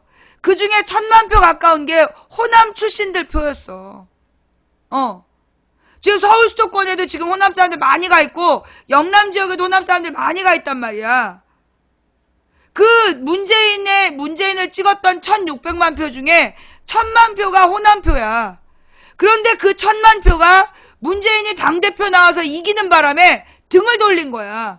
물론 1000만 표 전체가 등 돌린 건 아니고, 내가 볼 때 그 중에 한 700만 표 정도가 등을 돌렸어. 문재인을 찍었던 1000만 표 중에 700만 표 정도가 문재인한테 등을 돌렸어. 당대표 나와서 이기는 바람에. 졌으면 괜찮은데 이겼기 때문에. 그러면 지금 1600만 표 중에서 700만 표 날아간 거야. 그 700만 표 절대 안 돌아와, 내가 볼 때.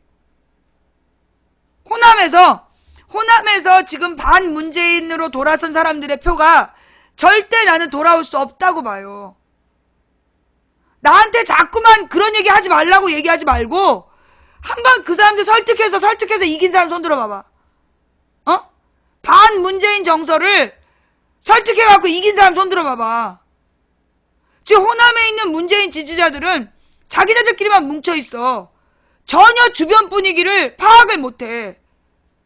그 문재인 지지자들이 오프 모임을 하면서 자기네들끼리만 막 뭉쳐 다니는 거야.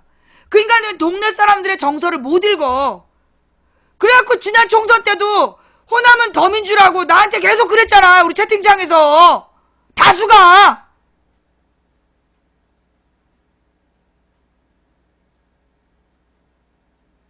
이건 논리의 문제가 아니야. 호남에서 지금 반문 정서는 논리의 문제가 아니라니까? 어떤 논리적인 설명도 바꿀 수가 없어.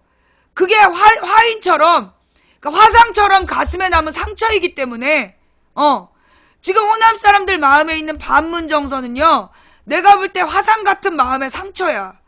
마음에 화상을 입었어.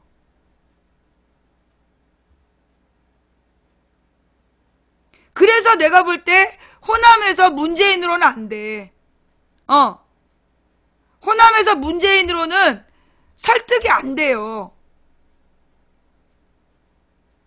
그걸 분명히, 그 치료가 안 된다니까? 그거 치료할 수가 없어. 노무현 대통령에 대한 서운함이 노무현 대통령이 갑자기 죽어버려서 사라진 것처럼, 네. 문재인 대표에 대한 그 마음의 상처가 쉽게 낫지를 않아. 그래서 내가 당대표 나오지 말라고 그랬던 거예요. 그러니까는 나는 정당 생활을 십몇 년을 해봤어. 민주당 생활을. 그래서 호남 사람들의 정서를 좀 알아, 내가. 근데 이 호남 사람들의 마음에 뭐가 있냐? 짠함이 있고 뭉침이 있어. 자기네들끼리 똘똘 뭉친 단결력이 있는데, 왜냐하면 과거에 단지 민주당 당원이었던 이유만으로 불이익을 당했어. 가족 중에 공무원을 잘렸다니까? 민주당 당원이라는 이유로? 형제가 민주당 당원이면 가족이 공무원을 잘려. 그런 불이익을 불이익을 당하면서도 똘똘 뭉쳐있던 당원들이야. 그 호남 사람들이 그래서 뭉쳐야만 산다. 그게 이제 호남의 기본 정서야. 그 다음에 이 사람들이 서로 자기네들끼리 막 찌글찌글 싸우고 사이가 안 좋아. 근데 누가 외부 사람이 호남을 딱 건드리잖아. 똘똘 뭉쳐갖고 맞서 싸워. 그게 호남 사람들의 정서야. 그게 유전자적으로 살아남은 방식이라고. 그래서 내가 박지원하고 이 문재인 구도로 가면 안 된다. 이건 김한길, 이해찬 구도하고 다른 거야. 이해찬이 호남 사람이 이해찬 충청도고 김한길이 호남 사람이 아니기 때문에 김한길이 이해찬한테 졌던 건 호남 사람들한테 아무 상처가 안 돼. 그런데 문재인이 박지원을 이긴 건 이건 호남 사람들한테는 화상 같은 사건이 벌어진 거야. 그래서 내가 나가면 안 된다. 그렇게 말렸는데 최재성 일당이 밀어붙인 거 아니야. 최재성, 문성근 이쪽 사람들이 그냥 밀어붙인 거야. 내가 지금 의혹을 갖고 있는 건 지금 이 사람들이 노린 게 뭐냐야. 그걸 몰랐을까? 호남 사람들의 성향을 정말 몰랐을까? 그렇게 문재인을 당대표로 내보내서 이기면 자기네들이 공천을 받는 데는 유리할지 몰라도 문재인이 대통령 후보로서 치명상을 입는다는 걸 몰랐을까? 난 알았을 거란 생각이 들어. 난 일부러 알면서 내보냈다는 생각이 든다니까? 그러니까 내가 볼 때 얘네들이 지금 총선 끝나고 나서 문재인 버렸잖아. 걔네 지금 최재성, 김어준, 문성근, 이재명 운동하고 있잖아. 그지? 그러니까 얘네들은 처음부터 문재인을 대선 후보로 생각 안 했다고 봐, 나는. 대선 후보로 생각 안 하고 자기네 공천만 받고 버릴 생각이었던 것 같아. 공천만 받고 버릴 생각이었던 것 같아. 문재인을 대선 후보로 내보내려면 그때 당대표를 내보내면 안 돼. 근데 기어이 내보내가지고 당대표를 만들었잖아. 그러면서 당대표를 만든 이유가 뭐냐? 지네들 공천받기 위해서야. 근데 지네가 공천을 못 받으니까 꼭지가 돈 거야. 그래갖고 지금 이재명으로 다 돌아선 거 아니야?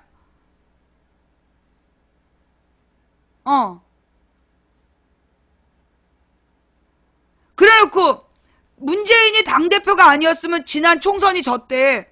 여러분, 지난 총선 당대표가 문재인이에요?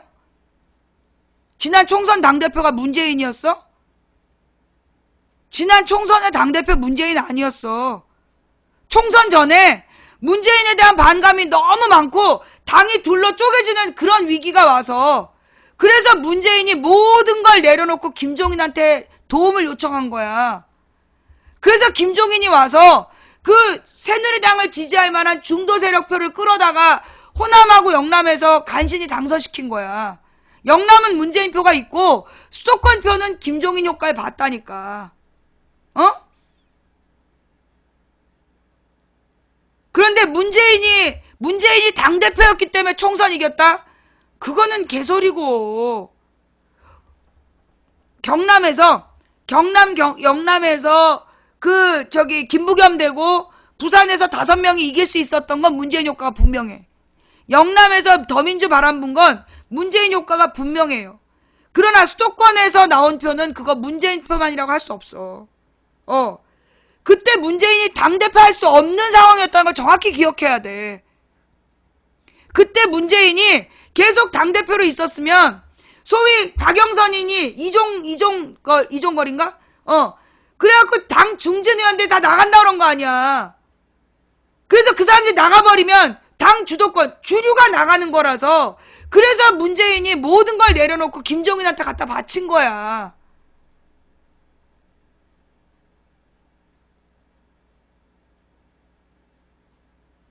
더 웃긴 게 그 다음에 뭐 문재인이 영입인사를 잘 뽑았기 때문에 됐대. 그 영입인사 지금 뭐 하고 있는데? 표창원 말고 영입인사 뭐 하고 있냐고. 그 다음 소위 그 표창원도 말이에요. 지난 총선 때 기억 안 나요? 표창원이 문재인 후보가 김종인을 모셔왔고 김종인한테 비례 2번을 준다고 약속했다고 표창원이 그래가지고 그때 얼마나 문재인 지지자들이 까댔어. 기억 안 나? 지금 그나마 문재인이 데리고 온 영입인사들 중에 국회의원답게 활동하는 건 표창원밖에 없어. 조응천은 지금 무슨 뭐 초등학교 교사가 조응천에 대해서 막 엄청 글을 막 써놨더만 조응천은 박지만 사람이야. 박지만을 회장님으로 부른다니까. 이제까지 조응천이 결정적일 때 도움된 적이 없어. 조응천은 그냥 우리 쪽에 데리고 있음으로 인해서 상대방이 함부로 하지 못하게 하는 그런 방패막이일 뿐이지 그렇게 조응천이 쓸모있는 사람이 아니야. 그 초등학교 교사라는 이름으로 글 쓴 사람 뭐 좀 알고 써. 조응천이 박지만 꼬봉이야. 조응천이 왜 잘렸냐 하면 최순실 정윤회 파하고 박지만 파하고 청와대 문고리를 놓고 대전을 해가지고 박지만 조응천이 진 거야. 그래서 쫓겨났던 사건이야. 몰랐어? 돌아버리겠네. 몰랐어요? 조응천이 박지만 사람인 거 몰랐어요? 회장님이라고 불러 박지만을. 그래서 내가 조응천을 절대 강조하지 말라는 거야. 자칫 잘못하면 결정적인 시기에 피는 물보다 진해. 박지만 사람이기 때문에 마지막에 무슨 짓을 할지 모른다고. 그래서 조응천한테 그렇게 힘 실어주면 안 돼요. 지금 인터넷에 엄청 조응천 띄우고 있는 그 글 쓴 사람 그러니까 문재인 지지자들이 어설프게 알아. 어설프게 알고 어설프게 그렇게 누구를 자꾸 띄워.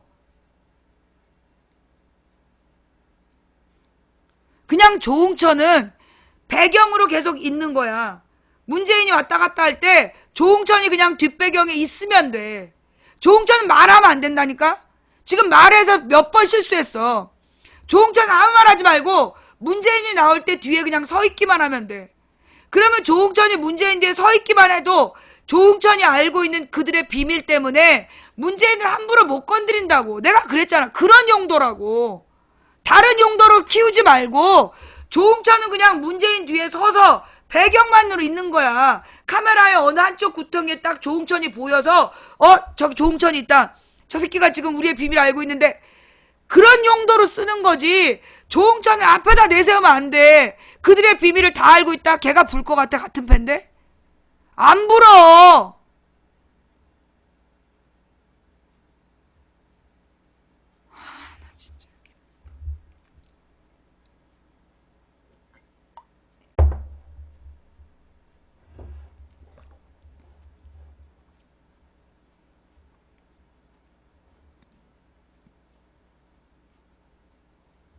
국회의원 보고 용도 말하는 거 보소. 불만이야? 5-3개? 꺼져.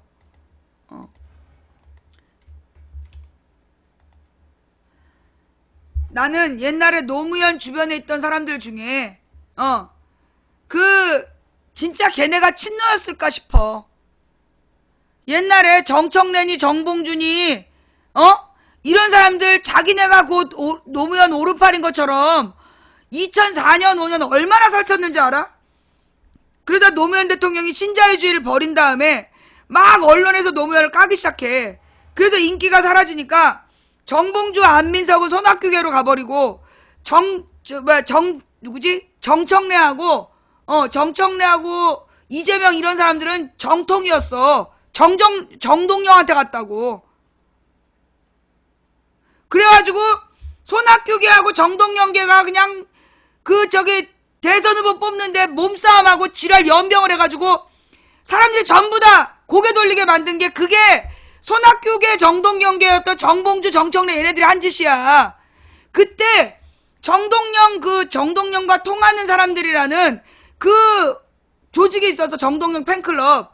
그 팬클럽이 손학규를 비롯한 모든 야권 대선 후보를 다 죽였어. 전부 다 완전히 그 걸레를 만들었는데 그 걸레로 만드는데 앞장선 게 정통이야. 정통 회장이 이재명이야. 그 정동영 그 팬클럽 회장이 이재명이라고. 이재명은 처음부터 정동영계에서 키웠어. 그래서 지금 이재명 지지자들이 전북 지역에 그렇게 많은 거야. 정동영과 통하는 정동영 팬클럽이 이재명 팬클럽으로 지금 전환하고 있는 중이야. 그때 이 정동영이 사실은 대선 자격이 없었어. 대선 후보 자격이 없었는데 왜냐하면 2004년 선거 때 노인들은 투표하지 마라. 그 말 때문에 2004년에 40석을 날린 게 정동영이었단 말이야. 그래서 정동영이 대선 후보 되면 안 된다. 그런데 기어이 정통이 설치고 다녀가지고 정동영을 후보로 만들었어. 막 억지로 강제동원하고 지랄해가지고. 그래서 그 대선에 이명박한테 개박살 나는 거야. 정동영이 민주당 후보 중에 역대 최저 지지율로 떨어져. 그렇게 대선 말아먹은 게 이재명이라니까? 그게 이재명이야. 그리고 지금 그 정동영 팬클럽 출신들이 이재명을 팔고 있고 호남에서.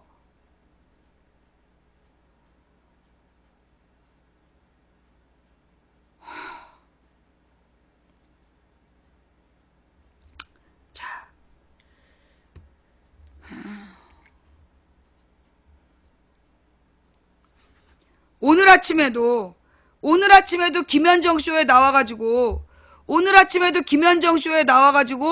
탄핵이 왜 안 되냐 그러고 인터뷰하더라고.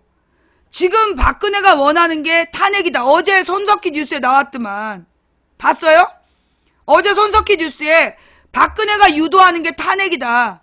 탄핵이 하야보다 유리하다고 봤기 때문이다. 그거 봤어요? 박근혜 쪽에서는 탄핵이 유리하다고 본 거야. 그 이유가 뭐냐면 지금 헌법재판소 9명 중에 2명이 내년 2월에 임기가 끝나는 거야. 그러면 7명 중에 6명의 탄핵 찬성을 받아야 되는데 남은 사람 다수가 박근혜 빠돌이라고. 그래서 탄핵이 기각될 가능성이 크다는 거야. 그걸 노린 거야. 그런데 이재명 오늘 아침에도 김현정 쇼에 나와가지고 탄핵을 왜 두려워하는지 모르겠다고 인터뷰하잖아. 이재명은 누구를 위해서 지금 있는 사람이냐고.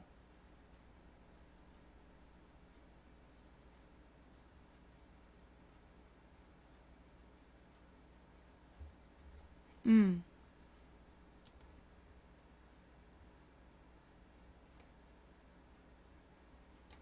지금 청와대 입장이 박근혜 입장이 하야는 없다 탄핵하라야. 탄핵이 박근혜한테 유리하다고 본 거야.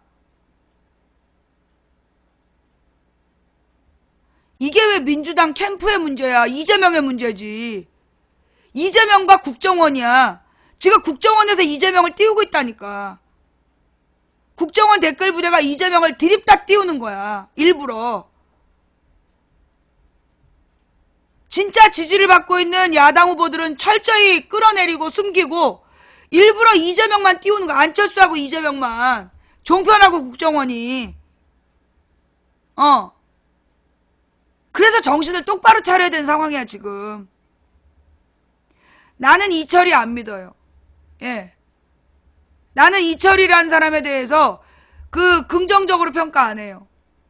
여러분 이철이가 옛날에 김한길 보좌관 출신이야. 나는 이철이라는 사람도 언젠가 양다리의 성향이 나타날 거다.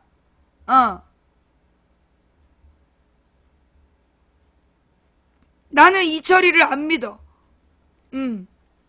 이철이는 김한길 비서 출신이기 때문에 그래서 내가 이철이에 대해서는 근본적인 신뢰감이 없어요. 그래도 뭐 이철이가 나름대로 합리적으로 행동하려고 한다라고 얘기하는데 나는 이철이에 대해서는 그렇게 신뢰감은 없어. 그런데 정청래가 주장했던 박영선 이철이가 자기를 컷오프 시켰다. 이건 명백한 허위사실이고 이철이도 눈치가 그 정도는 있어. 정청래를 컷오프 시켜가지고 역풍불개하면 이 민주당 표가 떨어지는데 그런 짓 할 만큼 등신은 아니야. 이철이를 나는 별로 좋게 생각 안 해요. 네.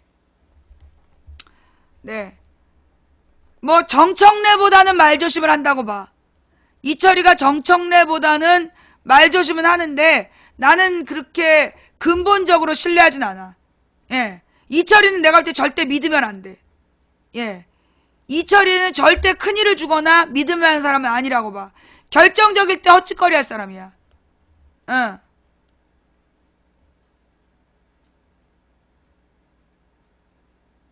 그러니까 지금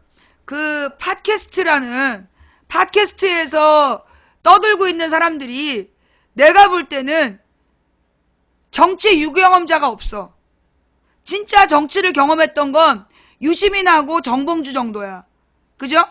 유시민은 장관도 했고 국회의원도 했고 그 다음에 노회찬이 국회의원을 해봤고 그 다음에 정봉주가 국회의원 딱 한 번 한 거야. 그게 다야. 그리고 그 사람들은 실제로 선거운동을 그렇게 열심히 해본 적이 없어. 나는 옛날에 김영삼 시절부터 선거운동을 해봤던 사람이고 지금 팟캐스트 한다고 떠드는 사람들이 그렇게 선거운동을 열심히 해서 이겨본 경험이 별로 없는 사람들이라고. 유시민이 일산에서 한 번 되고 그 다음에 어디선가 또 한 번 돼갖고 두 번 돼보고 정봉주는 한 번 그것도 우연히 바람 타고 된 거야. 탄핵 바람 타고. 선거운동에서 당선된 게 아니라. 노회찬은 선거로 당선된 게 아니라 매번 비례로 된 거잖아. 그러니 선거운동을 해가지고 당선돼 본 사람은 아니라는 거지. 걔네들은 전부 다 탄핵바람, 노무현 바람으로 된 사람들이었지 실제로 자기 능력으로 된 사람들이 아니야.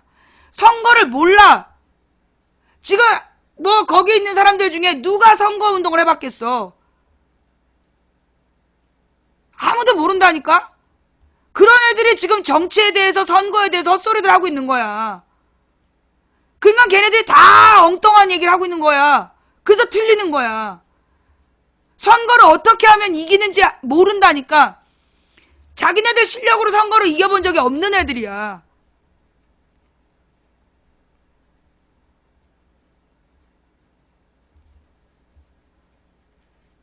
나는 국회의원 4번 당선시켰고 그 다음에 시의원 우리 신랑 4번 당선